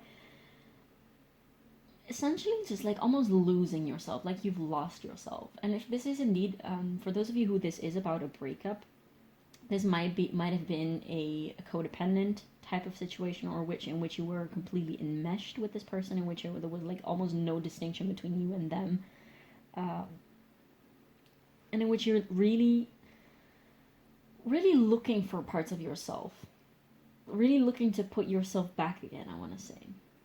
And there's a lot of fire raging inside of you, but you're not resisting it. Like, you're not resisting your emotions. You're very well aware. Like, that's it. You're very well aware of what is happening inside of you. You're very well aware. Is that some type of dyslexia where I sort of like switch letters? Like, instead of saying, this is a little parting of what I'm talking about, but like if I would say, like, instead of saying a supermarket, I would say like a mooper sarket. It's so weird. I have it all the time, and I don't know if this is literally some form of like ADHD or like dyslexia or something. Like, if somebody knows what the hell is this thing, please let me know if you recognize it, if you have it too, because I know what I want to say, but it just comes out crossed in my, like, through my mouth, and I don't know why. Anyways, you have a lot of clarity about your emotions and what you're feeling exactly at this time, and you're not fighting it. Like, the fact that you come through, that this pain that you're feeling, or this thing that you're going through, comes through as something that is very specific, very much pinpointed. Like, you're very able to put your finger on it and be like, this is what is happening. This is what happened. You have a very deep understanding of yourself and what you're going through at this time. And there's not much anxiety or a lot of fear about the future, or a lot of like resentment or regret about the past. You're just allowing yourself to feel whatever it is that you're feeling. And I feel like it's taking some time, because you're aware that this process is not something that you can rush. You're really dealing with it, I want to say. Like, with this weight of truth, like, you're really... Perhaps you have gone through in the past, through some type, this is not going to resonate with everyone, I feel like, but you might have gone through in the past with some like type of wishy-washy or confusing type of energy, or you might have been in a lot of resistance about something, but now you're in this state of like, I'm so done with this confusion and this sort of like tumultuous type of weird wishy-washy situations. I just want to like look my demons right in the fucking eyes and just like stare them at the face and be like, I'm not scared of you, and just face those things. Just face yourself, I want to say. And you're not scared of talking about those things. Like, if anything, you crave talking about those things, but it's not in a very tormented way. It's more like, I'm going to work with whatever life throws at me. I'm going to work with whatever it is that comes up in me. You might have been doing a lot of chakra work, I want to say, perhaps specifically with the sacral chakra. And I feel like you're putting in a lot of work, but at the same time, like, you might be... For some of you, again, I'm getting very different energies, so this is going to look practically for a lot of you, so don't feel weirded out. Like, it's always very normal in collective readings to resonate to some parts of the reading and just feel completely like some other messages do not resonate, but in this one specifically, it will not surprise me at all if you feel completely resonated with some of the things that I say, and other things might be completely off, because I'm getting a lot of different separate energies, if that makes sense. So, like, a lot of different scenarios could apply to this, what I'm talking about now. But I feel like you're putting in a lot of work, but for some of you, your life might feel currently on the outside of you like it's at a stalemate. Like, you're doing always the same thing. Perhaps you might be like unemployed, and again, this is not going to resonate for everyone, but you might be unemployed for some time. You might have dropped out of school or something like that, or there's something that is very still outside of you. And I want to say I'm a little bit repetitive, a little bit boring sometimes, a little bit dull and empty. And this is, I feel like for those of you who are resonating with this specific energy, this is because the universe is indeed allowing you all the space. Like, perhaps it could be that you have taken, literally just like, that you have quit your job to give yourself some space, or that you have quit your school or whatever it is, like quit, just like giving yourself a lot of space and time to heal and to take care of yourself, I want to say. Perhaps you have gone abroad or something. You might have gone to, like, I don't know, gone to some type of event or retreat or something like that abroad, to really, really sit with yourself and pay attention to yourself and just like listen to yourself and go through the motions of what it is that you're feeling and that you're going through, because you're so determined to heal. Like, you're done with repeating the same things over and over again of the past. Like, you really want to make this change for yourself. I'm getting strength vibes from the tarot. There's so much power just like roaring and soaring outside of you. Really getting phoenix vibes also with this card. Like, this is not a phoenix. This is like, I believe, like, this looks like two lovers entangled and fiery wings. So I'm getting a lot of phoenix vibes indeed. Scorpio might definitely be relevant. But yeah, and in terms of how these people see you, oh my god, they are feeling so supportive of you. They know that you're having they know that you're crying a lot, probably. Like, there's a lot of crying imagery with these two cards. These like tears dropping. This woman in this card is crying as well. And this water element is all, about water, like emotions and cleansing and all the feels. They see you as someone who is so bold and so brave, and like, they know that you have fallen down 1 billion times and you've stood up 3 billion times, if that makes sense. People are astonished at the bravery and the strength that comes out of you, and the way in which you carry yourself through your emotions. They really see you as this lion, this fierce lioness, I want to say. They're like, wow, like, pile 3 is so incredible. There's so much depth to pile 3, and there's so much clarity that pile 3 has about themselves. And they have had so much pain in their life, but look at how strongly and beautifully they're coming through anyways. Like, you're carrying yourself so powerfully and so beautifully. And you're seeking this balance. You're constantly, now I'm getting temperance vibes from the tarot, but you're constantly alchemizing and constantly just like working with what you have. And you really come across as someone who is not ungrateful and not, how do I describe it? It's a very specific feeling. Someone who's not, what's the word? Oh my god. Someone who's not, Jesus, oh my god, it's on the tip of my tongue. You're not complaining. People see you as someone who's not complaining. And it's almost surprising to people how much you don't complain. How grounded you are within yourself, and how disciplined you are in your inner work. How dedicated you are to your path and to yourself, I want to say, and also to other people. How dedicated and present you are.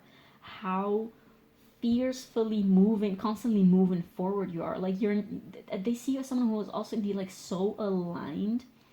Like, you're very focused and very clear. And although you do have all of this pain that you're carrying within, I want to say within your head and within your heart, for some reason, but you're carrying yourself forward in such a beautiful, strong, powerful, inspiring way. And people like with this, your dreams are closer than you think. They want to be there for you. Like, you likely, if this is about some specific people, this could literally be about like your best friend or your best friends or like your family, the closest people to you. They really wish they could make your life easier by just supporting you, by, you know, bringing you coffee, by making you a cup of tea, by just giving you a little caress, by helping you do your hair, by, I don't know, just by showing affection to you, because they want you to experience softness, because you have had so much harshness and so much hardship in your life already, and you have not allowed the world and the harshness and the hardness of the world, you've not allowed that to make you hard as well. And they see that, and they really actively feel like, I wish pile 3 could have some rest, and like they just want to like lay you down on a little soft blanket and light candles around you, and burn some incense, and anoint you with beautiful like scented oils, and just like give you some sweetness, give you a massage, just allow you to rest for a second. They really want all the best for you in the world. I really strongly feel like this is about specific people. It's not just like the general, because this is getting very specific. This is not the general vibe that you give to everyone. This is like spirit and the cards really wanted to come through to you about, I guess, a select few specific people in your life. And you probably know who these people are. You definitely know who these people are. If this is resonating with you, you definitely know who these people are, or this person. But what I feel the need to repeat is that these people believe in you so much. They see what you have done in the past. They see how far you've come, and they know that you can achieve so many other things. And they're really in awe at how you pulled yourself out of like dark pits in the past, and you probably have helped them as well, and they admire you for your strength so deeply. I'm being called to like mention the number 7 again and the number 3 again. Wow, this is absolutely beautiful. But now let's have a look at the tarot for you to see. I'm really curious to see what is going to come through. Like, I like not having any specific question for the tarot, because it's just going to be like, okay, let's just see where this goes. This is the Prism Tarot from the 8th House Tarot.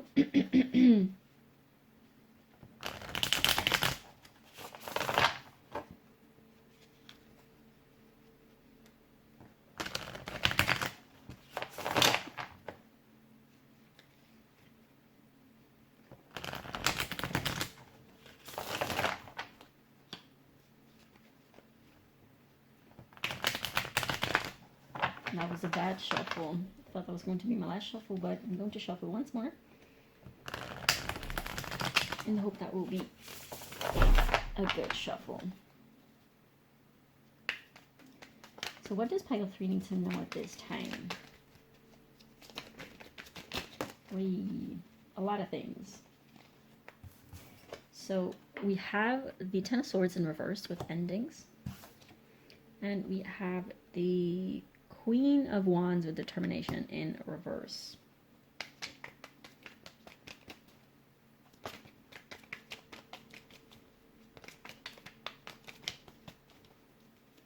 What else does pile 3 need to know at this time?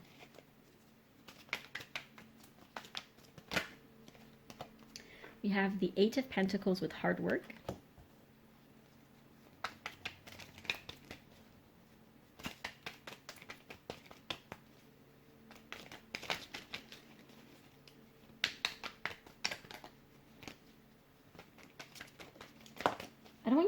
Look at this. I don't want you guys to be scared by reversals, because they're like, especially in this pile, like they're not a bad thing. We have the Master of Lightning, leadership, or the King of Wands in reverse. Which wanted to come below the Queen of Wands?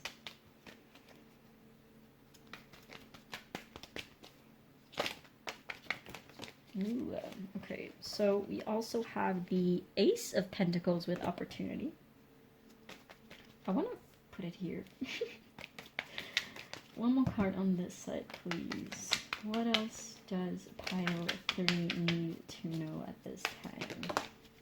Okay, so we have the 9 of Pentacles with abundance.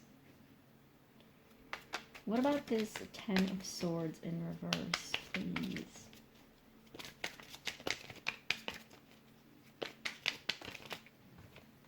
We have the Page of Swords with Curiosity. Oh my god, look at the color. This is so satisfying.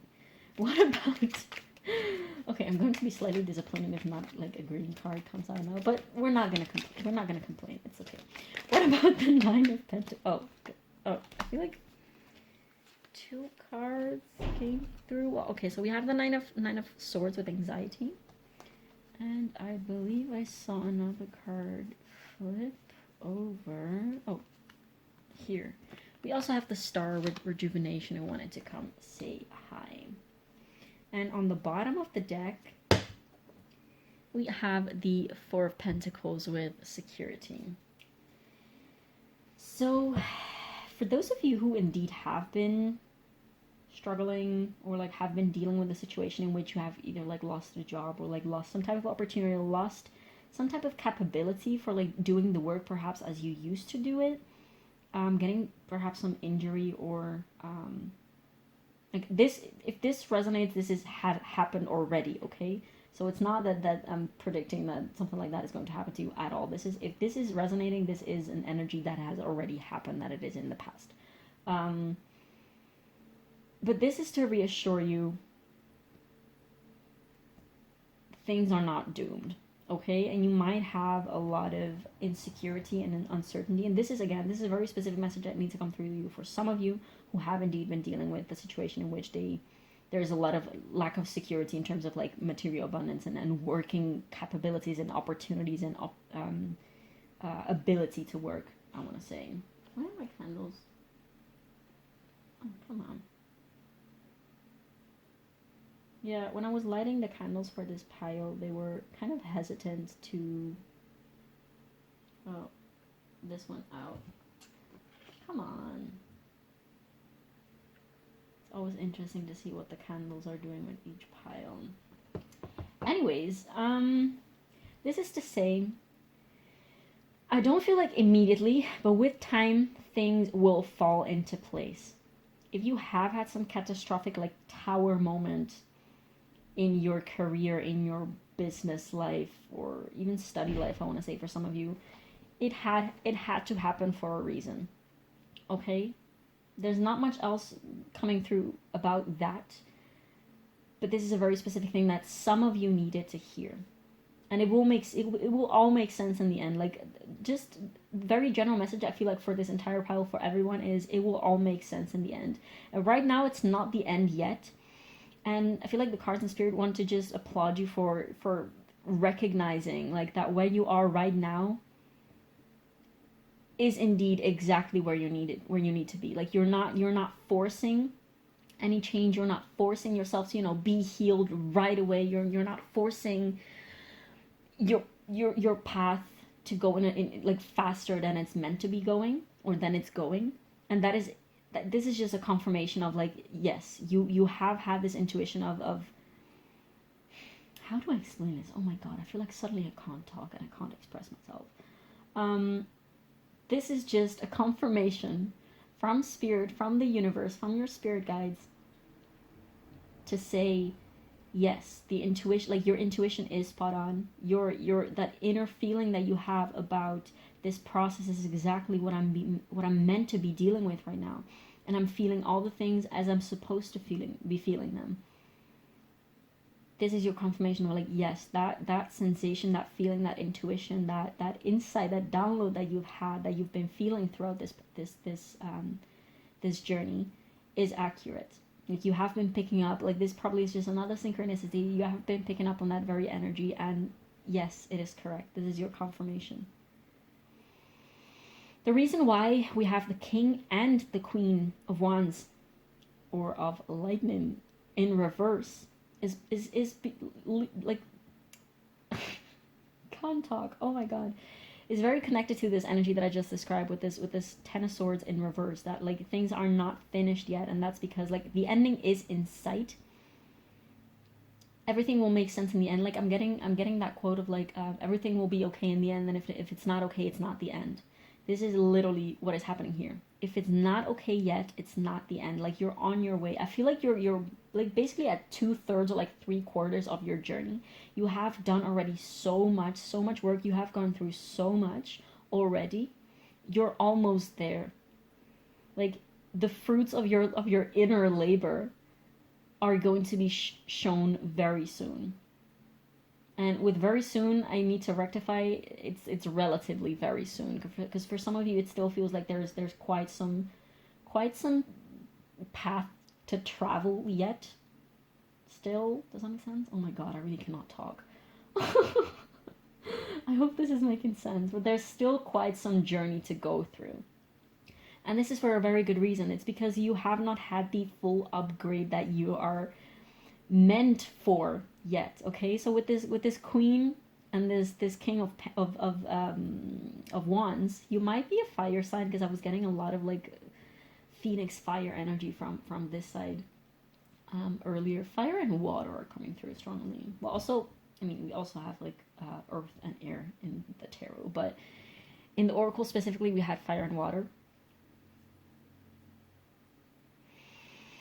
You are on your way of embodying both the Queen of Wands as well as the King of Wands. This leadership, I want to say this leadership within yourself, having basically just like this, I'm getting sun vibes, this not necessarily control, but being so in tune with all parts of yourself, like the light and the shade, like the good and the bad, if you will, the feminine and the masculine, the surrendered aspect to you, and the forward moving part of you, like the active Mars aspect of you. You're being led to being so in tune with all of these parts of you that you're going to have basically, I want to say, like such deep and clear insight about your inner landscape. This sounds very vague for some reason. Oh my god, I don't know why it's coming out so weirdly. I really hope it's making sense, because this is a very strange vibe. I feel like your guides are a little Machiavellian. Is that a word in English? I'm not entirely sure. If you felt called to pile 2, you might want to look into that as well. Pile 1 as well. Like, it's very interesting because these could all be very much related. Like, as per usual, one single pile, one single reading will always only ever shed light on one specific aspect and one specific type of energy regarding a person or a situation. So this is not all that there is to your situation, of course. Spirit is also really inviting you to stay open-minded, to keep yourself as open-minded as you have been so far, essentially. And to constantly, to never stop looking for ways in which you can, I want to say, like, broaden your mind and expand your vision. And everything on the outside of you can teach you something about yourself. Like with this Page of Swords, curiosity, like stay curious, stay hungry for more, essentially. Not in the desperate way, not in the way of like, oh my god, I'm starving if I don't get more, essentially. But just stay curious. Be like, okay, what can I learn from you? What can I learn from this? And what is this thing teaching me in life? What is this thing bringing to me, metaphysically speaking? There is also this faint sense, I feel the urge to tell you, like, physical, material, abundance, blessings are coming your way. Maybe not very soon for most of you. For some of you, it could also literally be tomorrow, just like you're being handed an opportunity, or you're being handed a huge sum of money or something for some reason. But there is so much bright light for you inside, and you might not have clarity about what that is, because it's quite in at the horizon, I want to say. There's this bright light that is waiting for you, that is really, it's not going anywhere, okay? You're just traveling, and I'm getting this vision of like a pilgrim, a pilgrim traveling and struggling along the way to reach this, I want to say, this pot of gold, this beautiful, shining spring of water, of abundance, like this source of happiness and satisfaction. and it's really just waiting for you, okay? It's not going anywhere. In divine timing, you will get there, but there's still, before you get there, there's still things that you have to go through, still things that you have to learn about yourself, probably about your mind and how your mind is still like steering your life. And I feel like you have to find a balance between your mind and your, I want to say your instincts, not so strictly your heart, because I'm not getting strongly messages about the heart, but it's more about like your intuition, your gut feeling, your passions. Like you have to follow your passion, your inner compass of like, does this feel like a yes or does this feel like a no? Like if you are faced with choices in life, you're like, how does this choice feel? How would I feel? Like, imagine if I say yes to this thing, how would that feel afterwards? And imagine if I say no to this thing, how would that feel afterwards? There's this urge for you to follow your inner compass and your inner passion. And keep doing that, I want to say, because you have been doing this already. Okay, I want to take some advice for you. This is the Sufi Wisdom Oracle. I have thoroughly pre-shuffled all decks before each reading, but I'm just going to give these a couple extra shuffles.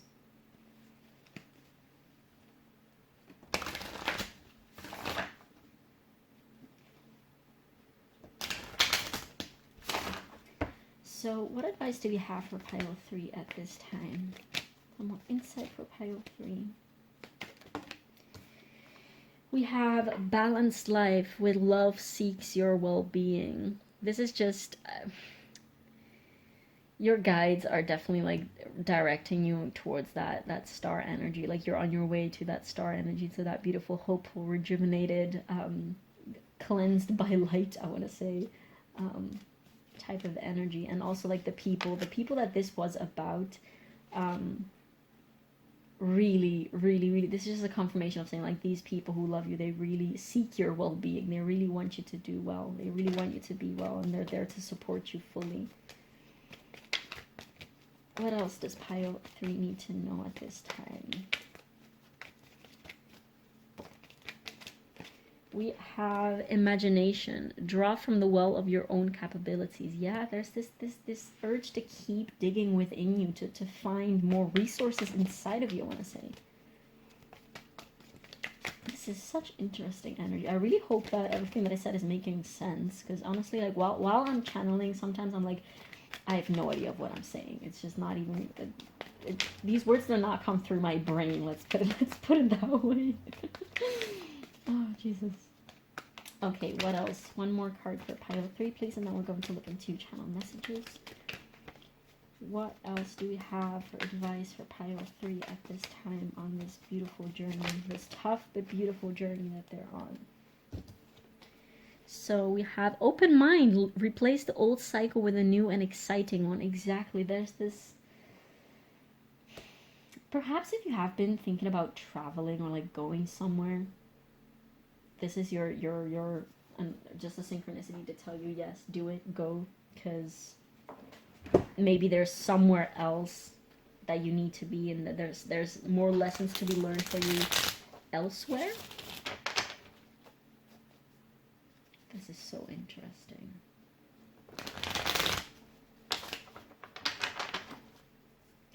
Okay, channel messages from the universe for pile 3.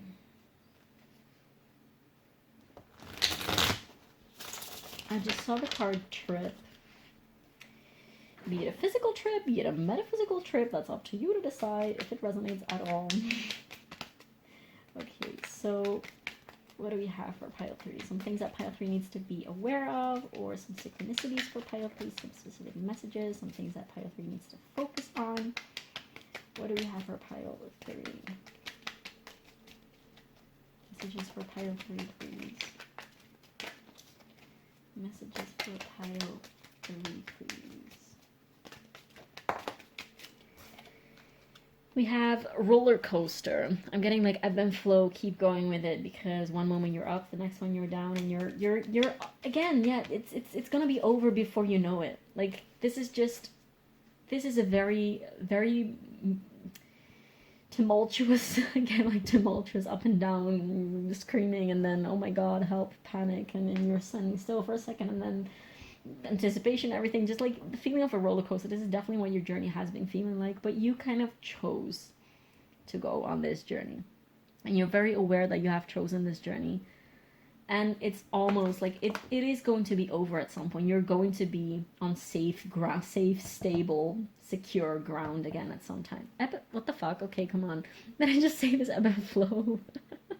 Ebb and flow, exactly. It's all about embracing this journey that you're on. What else? What else do we have for pile 3, please? What else do we have for pile 3?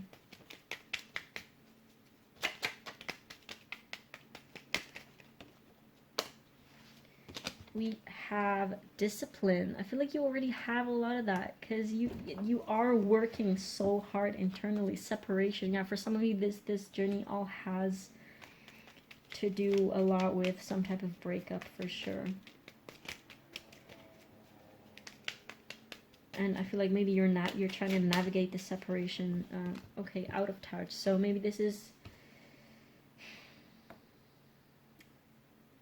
a call for you to look within yourself, not necessarily for more answers and for more ways to travel this journey, but get in touch with source, with your guides. I feel like your guides, some of you, if you're not already like sort of talking or in some type of connecting with your guides in some sort of way, your guides are really asking you to like directly talk to them, and perhaps stop looking for tarot readings from other people, but just read your own cards. For some of you, it's not going to resonate with everyone, of course, but I feel like for a lot of you, or like some of you, your guides are asking you to get more in touch with your own connection with divine, like with the divine. So like directly get in touch with the divine, and maybe embark on a journey of divination. Like if you have been interested in divination, things like reading your own tarot cards, or perhaps like meditation, things like that. That's your call to go for it. Look at this. We have trip again. So this card really wanted to be seen. Trip. Take that as it resonates. If you if you were meaning to go on a physical trip, like somewhere, travel, journey towards somewhere, perhaps literally go on a pilgrimage of some sort, then definitely go for that. And then we have or a metaphysical trip. You know what I mean. Cycle, roller coaster, ebb and flow, cycle. This is so much telling you, like, you're on this journey. This is a confirmation, like, you know that you have been on this journey. This is just a confirmation of, yes, this is exactly what is happening, and you're almost there. You're almost at the destination. You know that there's no such thing as like a destination, but you know. Okay, so spirit animals that are significant for pile 3, please. Spirit animals for pile 3, please. What spirit animals does pile 3 need to be aware of? What spirit animals, what messages do we have for pile 3?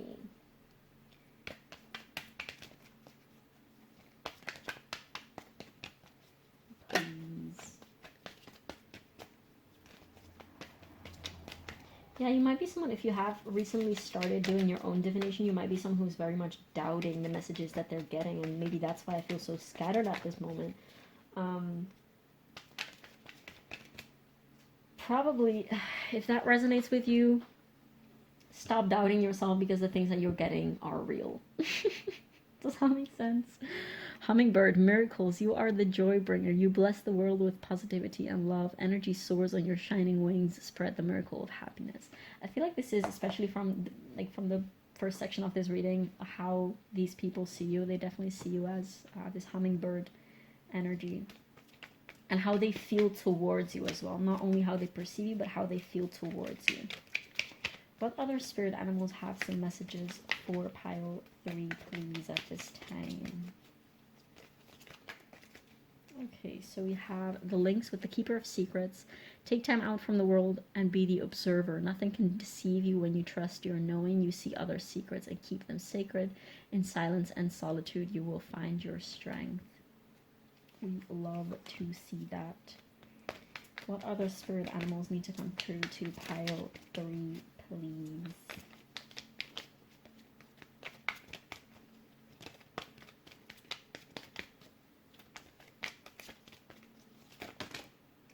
Do we take them all? I guess we're just gonna take them all. So we have the penguin with authentic. Reach out to your tribe in times of need. Family gives you strength when you face the storm. Love your uniqueness. You are full of surprises. Break free from others' expectations and just be yourself. Yeah, I feel like this could definitely be about some family members, or like your you know, your soul tribe, your chosen family, your close friends. The unicorn with infinite possibilities. We also had this in pile 1. You are the sovereign of the seen and the unseen worlds. The magic of love surrounds you. Beauty transforms you. Listen to the spirits of light. Abandon the darkness. Go beyond the ordinary and become the legendary.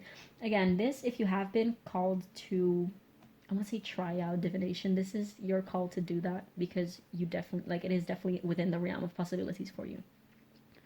The heron with patience. Create a place in nature's stillness and be renewed. Take time alone to find balance. Step confidently towards your purpose. Patience will bring you rewards. I'm getting a lot of hermit vibes from these cards specifically, so definitely this is a call to maybe retreat a little bit within yourself, and not necessarily in the sense of like separate yourself from others, not at all, but just find stillness within yourself. Because if you feel like you still are struggling with some type of hectic vibes within you, perhaps you need to just like focus your energy inwards for just a little bit. It's not like, I'm not getting it hugely, but just like maybe here and there, like in the morning meditate, or before you go to bed meditate, or things like that. Just like add some moments of stillness within your daily routine. Does that make sense?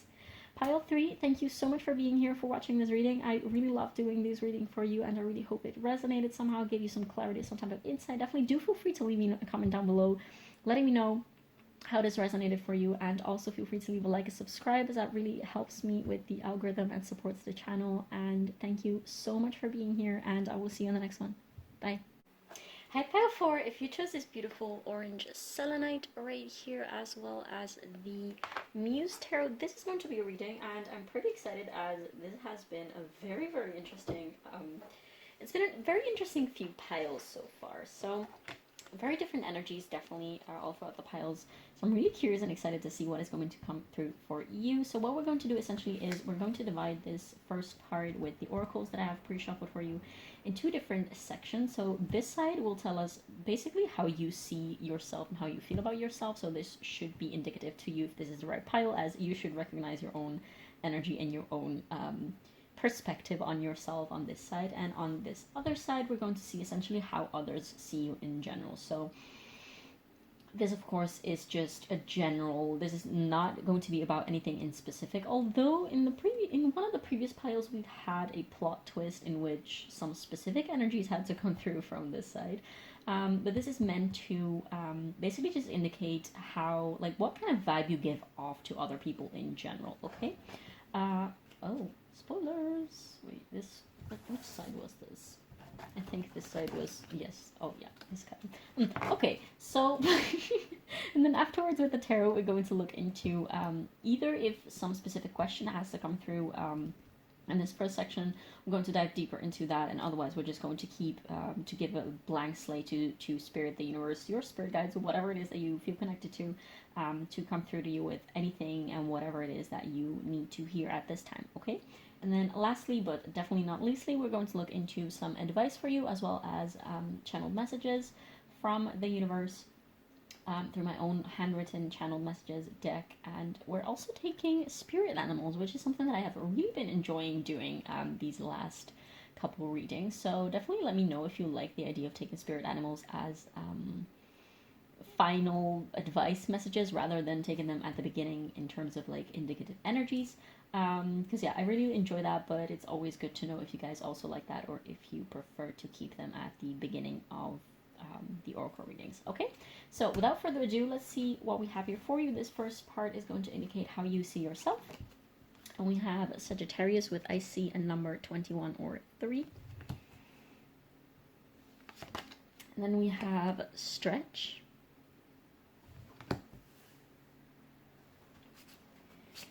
We have number 29 with anger and chains. 29, which reduces to 11 or 2. Well, you usually don't reduce 11, 22, things like that, but you can if you want to. We also have number, with a cat hair, we have number 71 or 8 in numerology with body as a house. And then for how people see you, we have Saturn return with age and number 50. We also have snow with silence and the number 34 or 7. We have me time with number 26 and enjoy your own company. Last but not least, we have number 18 or number 9 again with repopulation. Okay, pile 4. Pile 4. This is quite similar, not exactly the same, not at all, but quite similar to pile 3. So if you felt called to that one, definitely check that out. Only if you actually felt called to that. Let's see. In terms of placements, we have Sagittarius, obviously. We have Saturn, so Capricorn and Aquarius. And that's pretty much all we have in terms of astrological signs right now. Let's start with how you see yourself. So I feel like currently you are a little bit restless, a little bit, I want to say frustrated for some reason. I'm getting quite some masculine energy, so you might be a little struggling with getting in tune with your feminine energy, regardless of your gender identity and all that. I have this feeling that you are painfully aware of the fact that you are a spirit or like a soul living in a body, and that you're really struggling with taking care of your physical body and of taking care of your physical world. I feel like you might be more comfortable with, you know, the higher chakras, like with spiritual knowledge and spiritual things. You might do things like lucid dreaming or like astral projecting. Perhaps you might be doing a lot of psychedelics and theogenic medicines, getting DMT, Changa, things like that. Doesn't necessarily have to be, but for some of you, I feel like that will apply. You definitely love a good travel, like an inner travel and outside travel as well. You might, for some of you, you might be more on the avoidant side of the spectrum in terms of attachment. You might also have quite some escape. Like, I'm not coming for your throat. I know I'm sort of like listing these quite uncomfortable aspects, but this is probably just the energy that you're finding yourself in right now. And if this is your pile, you will probably recognize yourself in the things I'm saying, probably painfully recognize yourself in these things, or maybe you have to admit certain things to yourself. Because I am feeling like you feel a little trapped and blocked. But this is not necessarily from things that happen on the outside of you, but it's rather on, like, from your inner environment. You might have some, like, escapist tendencies. I'm being called to notice this lion on this picture. You can see it. So, I don't know, Leo might be significant. The Netherlands might be significant for some of you. Oh, weed. I'm so sorry, but yeah, some of you might definitely have escapist tendencies. Like, you really might not like planet Earth. Some of you might be dealing with, like, might be interested in things like starseed energy, or like learning about other planets and other worlds and like aliens, and like very much Aquarius or like 11th house, 12th house vibes I'm getting. There is this urge to escape the body, to escape the 3D, boring, painful, materialistic, solid, slow-moving, full of shadow type of reality. You might also definitely be struggling with some type of mental health issue. at this time. Like there's this feeling of being very uncomfortable with existing, I want to say, at this time. I'm sorry, there's a blender being used in the background. I hope that's not too distracting. But there's definitely also this feeling of you don't like existing, you don't like being in this physical body, and you're very aware of other worldly energies, of other dimensions, and you probably like existing on those levels more. There's definitely a lot of depth and a lot of things happening inside of you all of the freaking time. Like it's constantly just like a machine, just like I'm getting this image of like a printing machine that is just like going constantly, just like sending out input and information all of the freaking time. And this might actually cause you to feel so exhausted by all of the input that you're receiving from the outside world as well as from the inside world. Like you might have constant downloads, like you might have a very like open crown chakra. You might love exploring that like crown chakra, third eye chakra type of energies and levels of consciousness. But at the same time, they might be a little bit too much overworking. Like there's very little solid root chakra, like lower chakra energies. So this is definitely something that is coming through for you already. Like you might want to focus a little bit more. And I feel like you're very reluctant. Like even as I'm saying this, you probably might be like, oh yeah, whatever. Like, just like this reluctance towards grounding. And I'm getting this quote, this saying that sometimes people say, like the real trip is being grounded and being present. It's not so much like, you know, being all trippy and everything, but it's rather being grounded and here. That's the real spiritual experience. So what I'm getting from your side is especially that you might be a little bit out of balance within your crown chakra, which is causing you a lot of distress, like on the physical plane.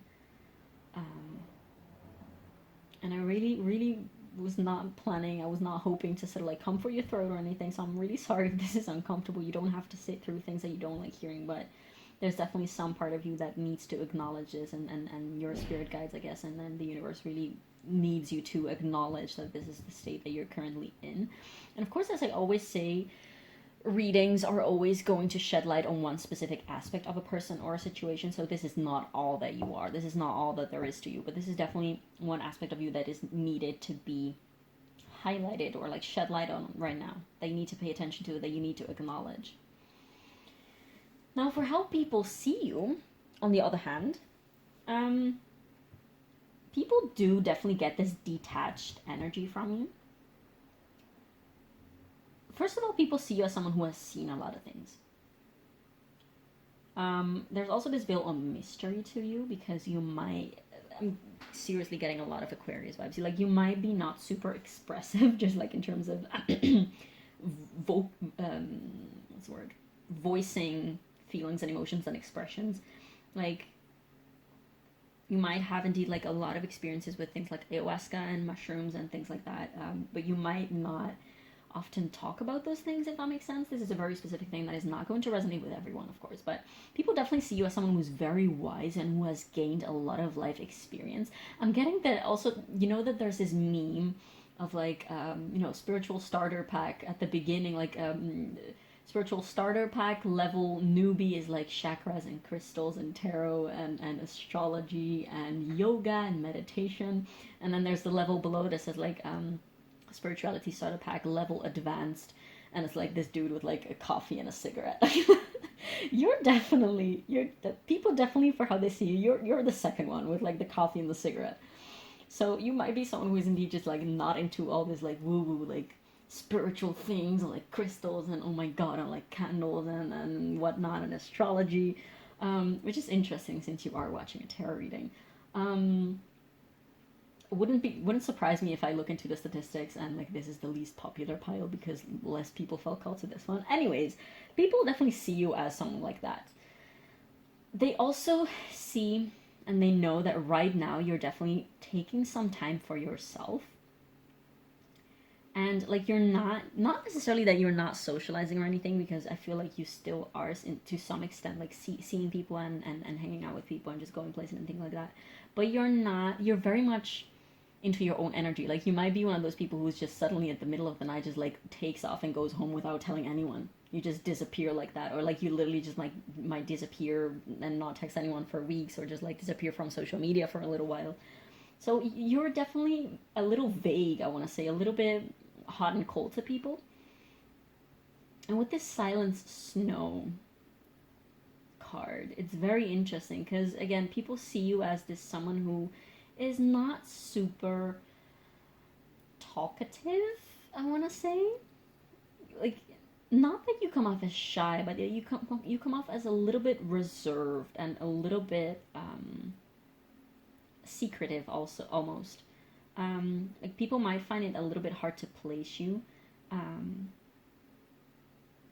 Although I do not get that you give off this vibe of being sort of like unaccessible, or just like, you know, warded and guarded, and sort of like way too detached.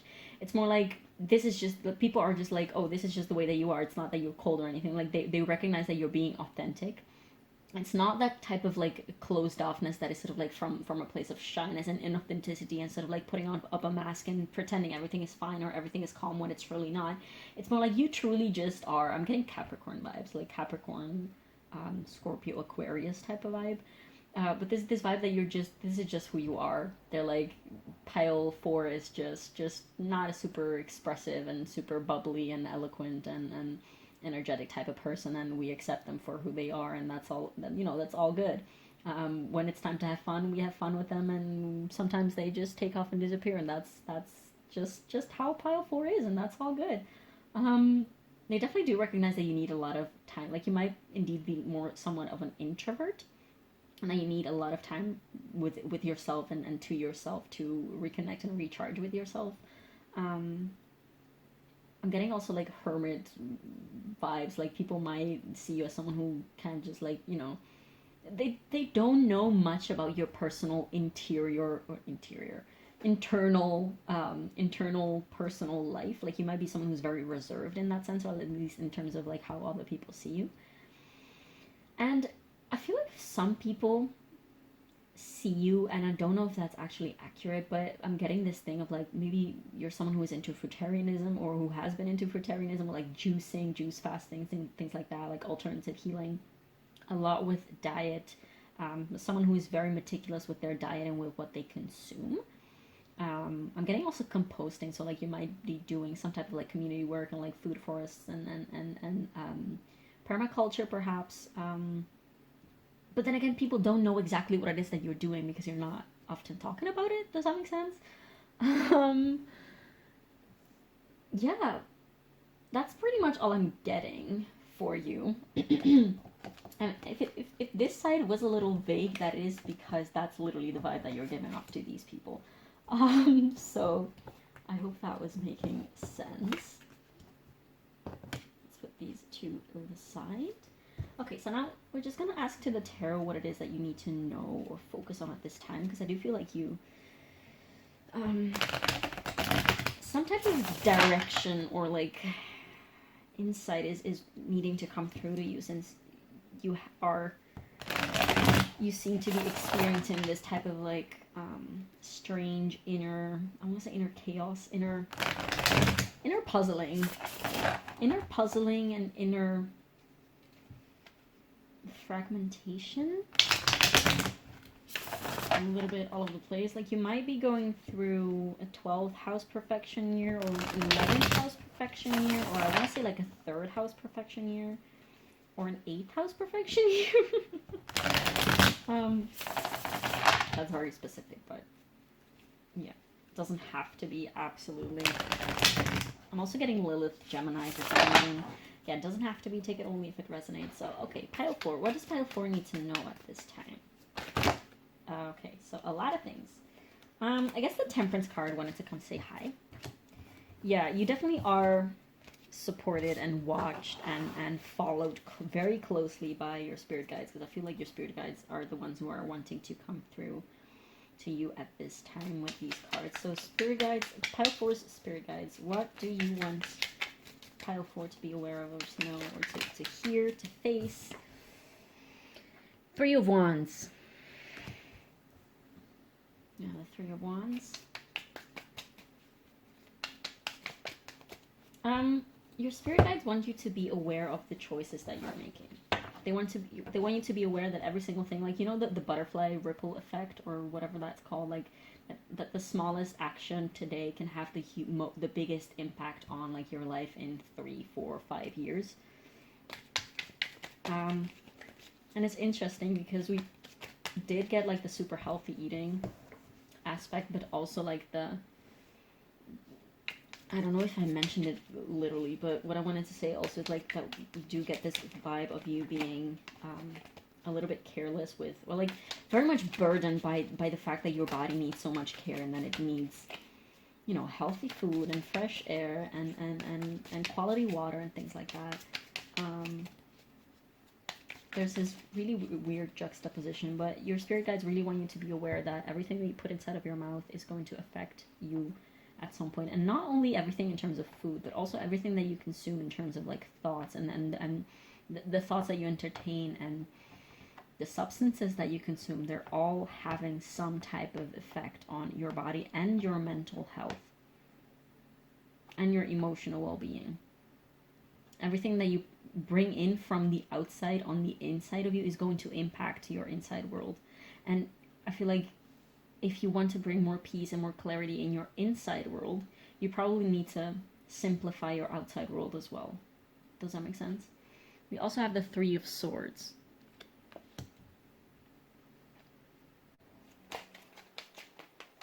What else?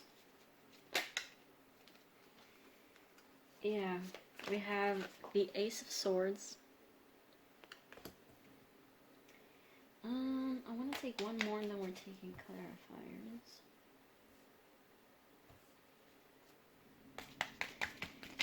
Yeah, there needs to be simplification and more balance. Okay, so these two cards wanted to come out. We have the Eight of Cups, clarified by the Eight of Swords.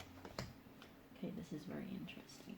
What about this Temperance card? What about Temperance? Temperance card is Sagittarius again, so Sagittarius might be relevant for you. Getting Sagittarius, midheaven? Yeah. We might have one of the placements that I mentioned, like Saturn, Capricorn, Aquarius, Scorpio, might be your midheaven. Doesn't necessarily have to be, but... What about this Temperance card? Do we have to take these all? I'm just going to take the top one. We have the Two of Swords. What about this Three of Wands?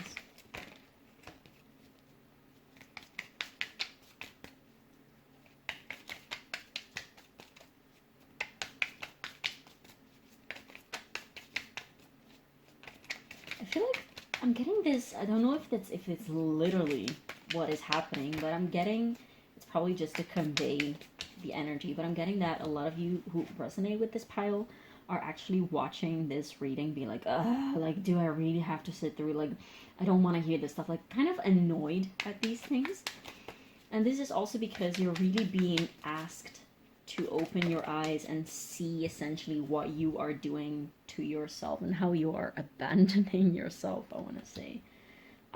All the ways in which you're sort of like band-aiding your eyes, although I don't think that's the thing that you actually say, but that you're covering your own eyes. There's a lot about eyes, like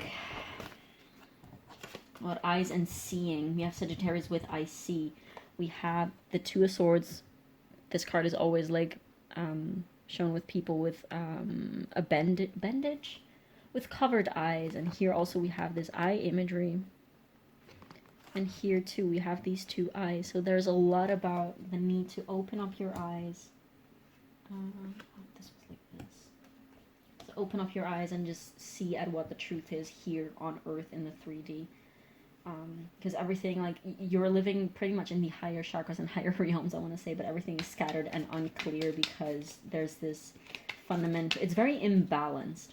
You're all up there and you're so little down here, down on Earth, and that is actually being pretty detrimental to your health, I want to say, like mental, spiritual, also spiritual health. Because the thing about, like, if you want to talk about it in terms of chakras, like the crown chakra and the root chakra are actually not the furthest away from each other.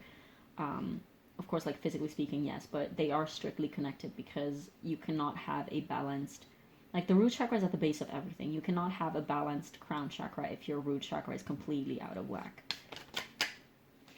We have the Hanged Man, the Hanged Muse in this deck. What about? Okay, we have the Knight of Wands. Jesus, the Knight of Wands in reverse to clarify the Ace of Swords, and in the back of the deck we have the Seven of Swords, and below that is the Page of Cups. So there's this feeling of you need to slow down. You need to slow down, and you need to sit your ass down and look at all the ways in which you're treating yourself and in ways in which you're treating your body and the choices that you're making. Be aware that all the choices that you make in life have some type of effect, and this is specifically calling attention to your body and to your own well-being, because you're probably not treating yourself very well at this time.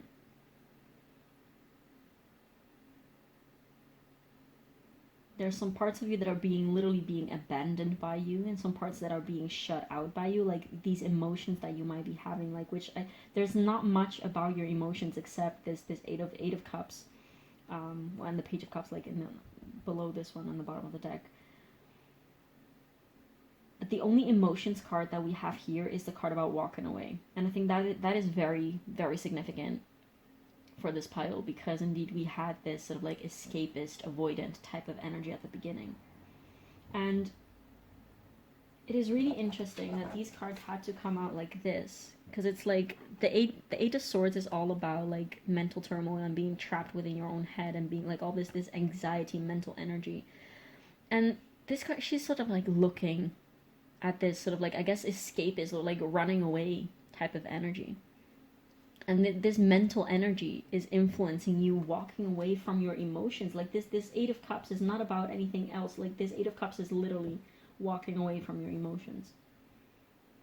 And I feel like with this Ace of Cups, or like this Ace of Swords, clarified by the Knight of Wands in reverse, like the Knight of Wands is also always about like adventure and going places and doing things and experiencing and you know, this very fiery, passionate, inspired, adventurous type of energy, which also really reminds me of Sagittarius, of course, because it's like, you know, the horse and fire.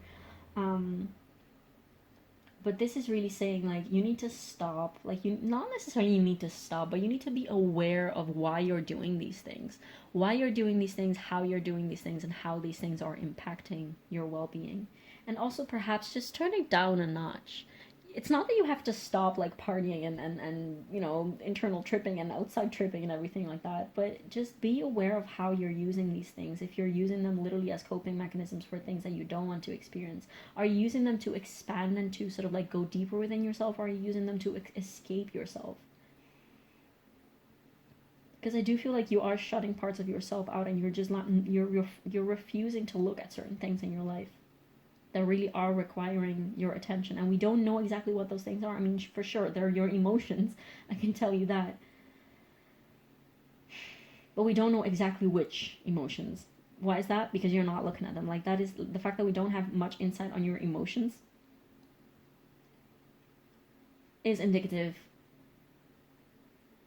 Like, it literally means, like, we don't know what this is about specifically because pile 4 is avoiding all that. I mean, of course, we do have the anger and chains type of... I'm getting devil vibe with this chains devil card, which is Capricorn. I just saw the lover... Well, I cut the deck twice, and it was, like, the Lovers and Justice. So, Gemini and Libra. So, definitely a lot of air energy. I mean, we do have a lot of swords. Like, we have the Two of Swords, the Three of Swords, we have the Ace of Swords, so 1, 2, 3, and we have the Eight of Swords. I feel like you're skipping a lot of steps, because we have the 1, the 2, the 3 of Swords, and then it goes immediately to the 8. There's things in the middle that you're not looking at. Again, like, I feel like Spirit keeps showing me different things about these cards to tell me in different ways, to tell you in different ways. that there's things that are there that you're not really looking at and that you should be looking at, essentially.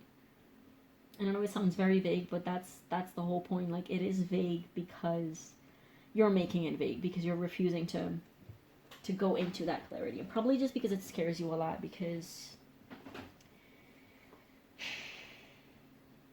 that's the whole freaking thing about avoidance and escapism. It's like you're avoiding your emotions because you're afraid of them. But the thing is, like, there's nothing to be afraid about emotions. Your emotions are not what hurts you. It's your fear of and your resistance to the emotions that is actually hurting you. Like, you're already hurting more than you would be hurting if you actually acknowledged those emotions. Does that make sense? I want to go right away into advice for you, pile 4, to see if we can get something more out of this, since I feel like otherwise I'm going to be repeating myself a lot in this pile. We're going to take some advice from the Sufi Oracle deck, and then we're going to take some channel messages from my own handwritten channeled messages deck, and also spirit animals in a bit. But let's see first some advice for you. Okay, so what do we have here for pile 3, please? What do we have here for pile 3, please?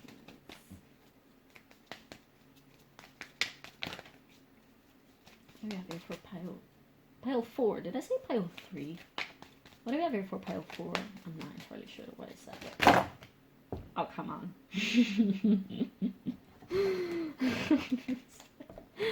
Okay, so I'm just going to take the top one that came out here, and I'm going to take the rest. Oh, sorry, didn't mean to bump you guys. Let me put you back. Okay. So,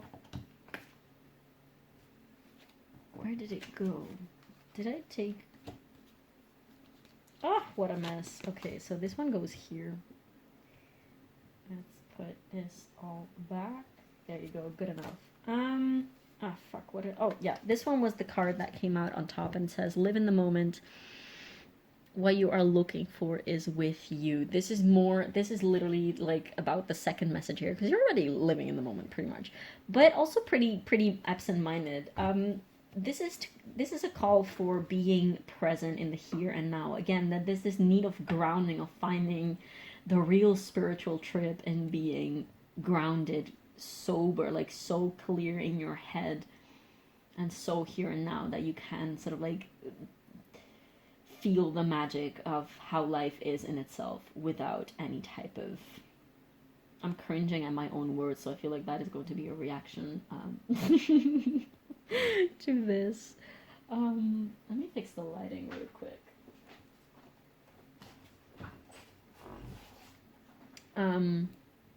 To find the magic in the here and now. Like, you don't have to create the magic. Like, it literally is already everywhere around you. You just have to look. You just have to look to see it. That's it. It all comes back to the same thing. Pile 4. What else? What advice? Okay, so that one. Work of art. Be the portrait of divine beauty. Exactly. Divine. This call for divine beauty. I'm getting Libra energy now. Divine beauty, like it is literally already every single freaking where. Like, you just need to look to find it. Who looks finds. Chi cerca trova in Italian. Who looks finds. Is that a thing in English? Energy of love. Behold the world through the eyes of love. Again, this need for changing the way in which you see things, and this need to start looking for things in a different way. Like, because perhaps, like, if you are indeed dabbling in substances and, like, some type of other, like, form of escapism, or, like, addiction, this could literally be anything. You are looking for some type of sensation, some type of relief, some type of experience. But it's never enough. And these cards are really calling you to stop for a minute. I'm getting, like, stop for a minute and smile. From Jessie J. But what I wanted to say is, like, stop for a minute and just breathe and be here and find the magic that is literally already everywhere around you. Okay, one more card. And this is time to play. Make time to dance and play. Exactly. Just enjoy. I'm getting, like, you know how children are just, like, very, like, connect with your inner child. Probably that's something that you're avoiding. The pain of your inner child. You know how children are just very happy with playing with like a little leaf and a stick and a stone, and then just with their own imagination, they're just very happy with what they have, essentially. That they don't need great things. They don't need expensive cars or substances or whatever to be happy. They just create their own happiness, essentially, with what they have. Okay, so what do we have for pile 4? Some synchronicities or symbols or things that pile 4 needs to be aware of. Things that pile 4 needs to acknowledge or look at. Some type of insight for pile 4, please.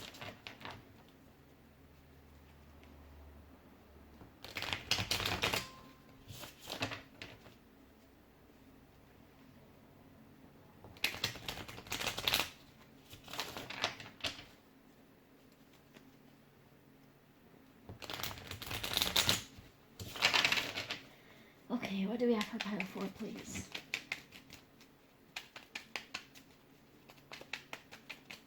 What do we have for pile 4, please? Roller coaster. We also had this in one of the previous piles. What goes up must come down. That's the thing that came to mind with that. Ebb and flow. What comes up must come down. Your life won't, like, if you're terrified of remaining still, like, that's not going to happen, because life is not. The only constant that we have in life is change. So there's no such thing as being stuck forever. Unless you make yourself, of course. But then again, life is going to throw at you all the signals and clues and little nudges to get you out of that stagnancy, because the universe doesn't benefit from having you in stagnancy. So, like, you can try and keep yourself in the same spot, like, metaphysically or physically as you want, but the universe will be like, nah, that's not gonna happen. The universe is... I feel like your guides might be a little bit more on the tough love type of side. But that's because they know that you can take a lot, if that makes sense. What else do we have? Like, the universe gives the toughest battles to its most capable soldiers, or something like that. Simplify. Did I literally just mention this? Was it in this pile or was it in another pile? I feel like I did mention it in this.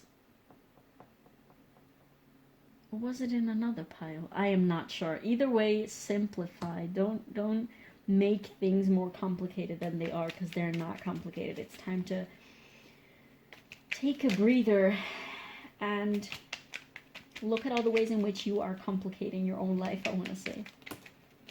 And yeah, simplify. Be real, also with the people around you, I guess. Be real, and don't be afraid of admitting when you're hurting, when you're suffering, when you're going through things.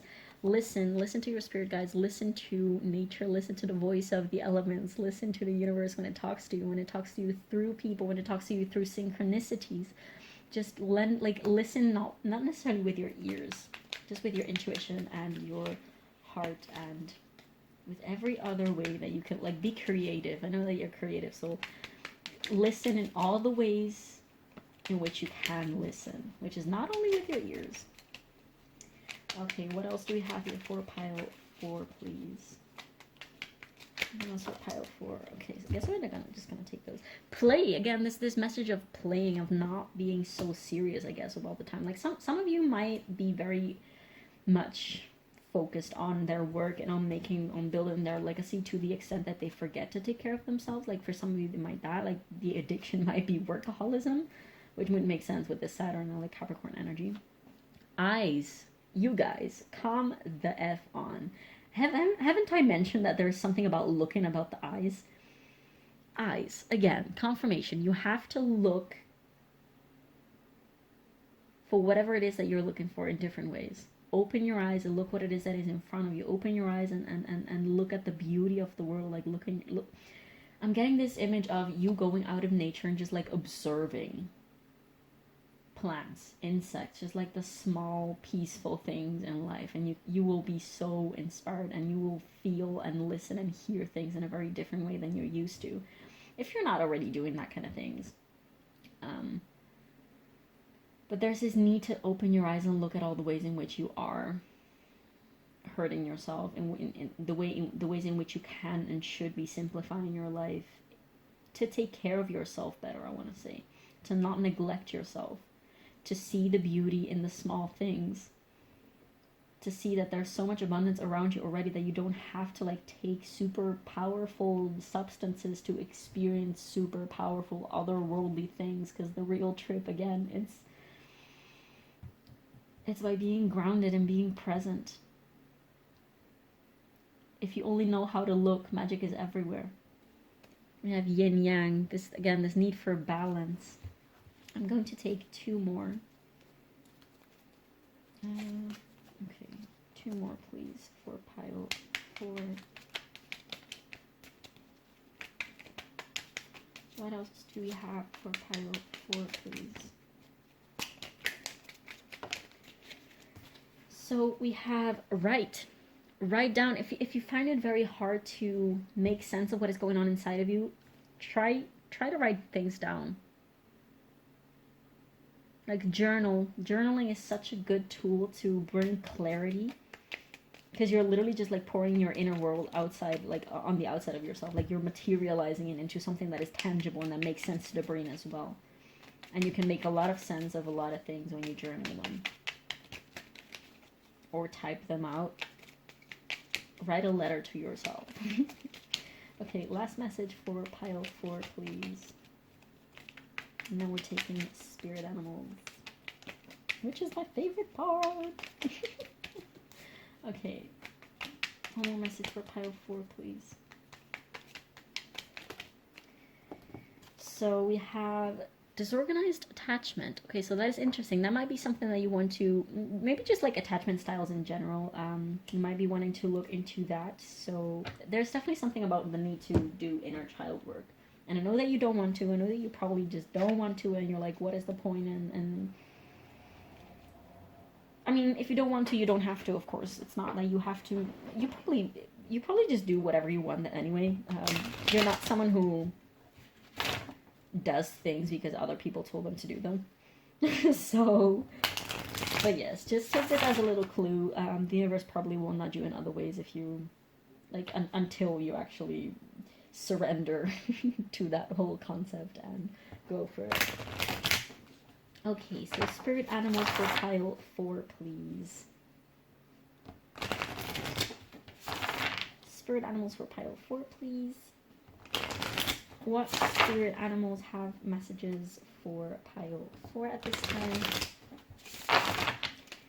Okay, what spirit animals? Okay, so one was very eager to come out, and it is the Humpback Whale with Singer. This also came out in one of the other piles.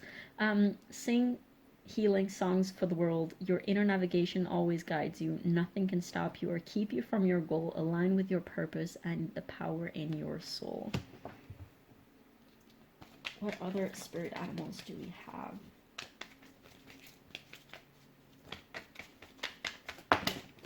Okay, so those fell. Let me grab them real quick. Oh! Look, so we have the Black Jaguar with Old Soul. Walk through life with confidence and grace. You have power from beyond the world. Focus on what you really want. You can create your dreams. And also the Hummingbird with Miracles, which we also had in one of the previous piles. You are the joy bringer. You bless the world with positivity and love. Energy soars on your shining wings. Spread the miracle of happiness. There's definitely a lot of air energy in this pile for sure.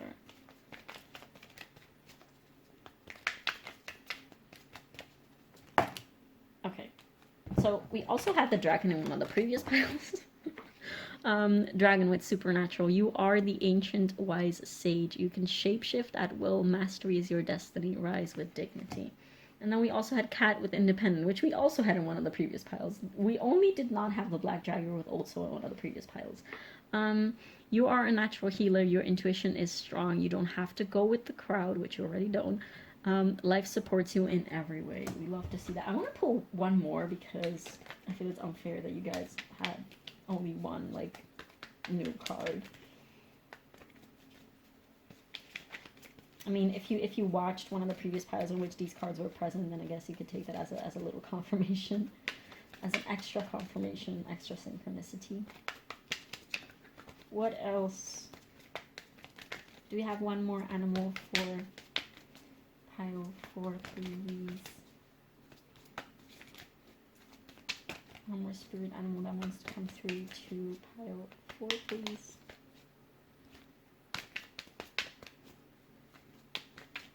Or not. Come on, give me one. Just one. Just one more for pile 4. Oh, that is too many. I'm determined to give you guys... Ah, there you go. We have pronghorn with action. It's always such a weird thing to say, pronghorn. Isn't this just like some type of... Okay, never mind. I'm not going to say any stupid shit. So, pronghorn, action. Now is the time to act. Opportunities are here. Move forward with confidence. Your talents will always help you land on the pinnacle. Your quick wit and keen senses will lead you to success. And with that one, pile 4, I'm going to leave your reading here. I really hope that it served you in some type of way, that it provided you with some type of value or insight. And definitely do feel free to let me know how this resonated, as I'm really curious to know, especially about this pile. Also feel free to leave a like and subscribe, as that really supports the channel with the algorithm here on YouTube. And thank you so much for watching. Thank you so much for being here, and I will see you in the next one. Bye.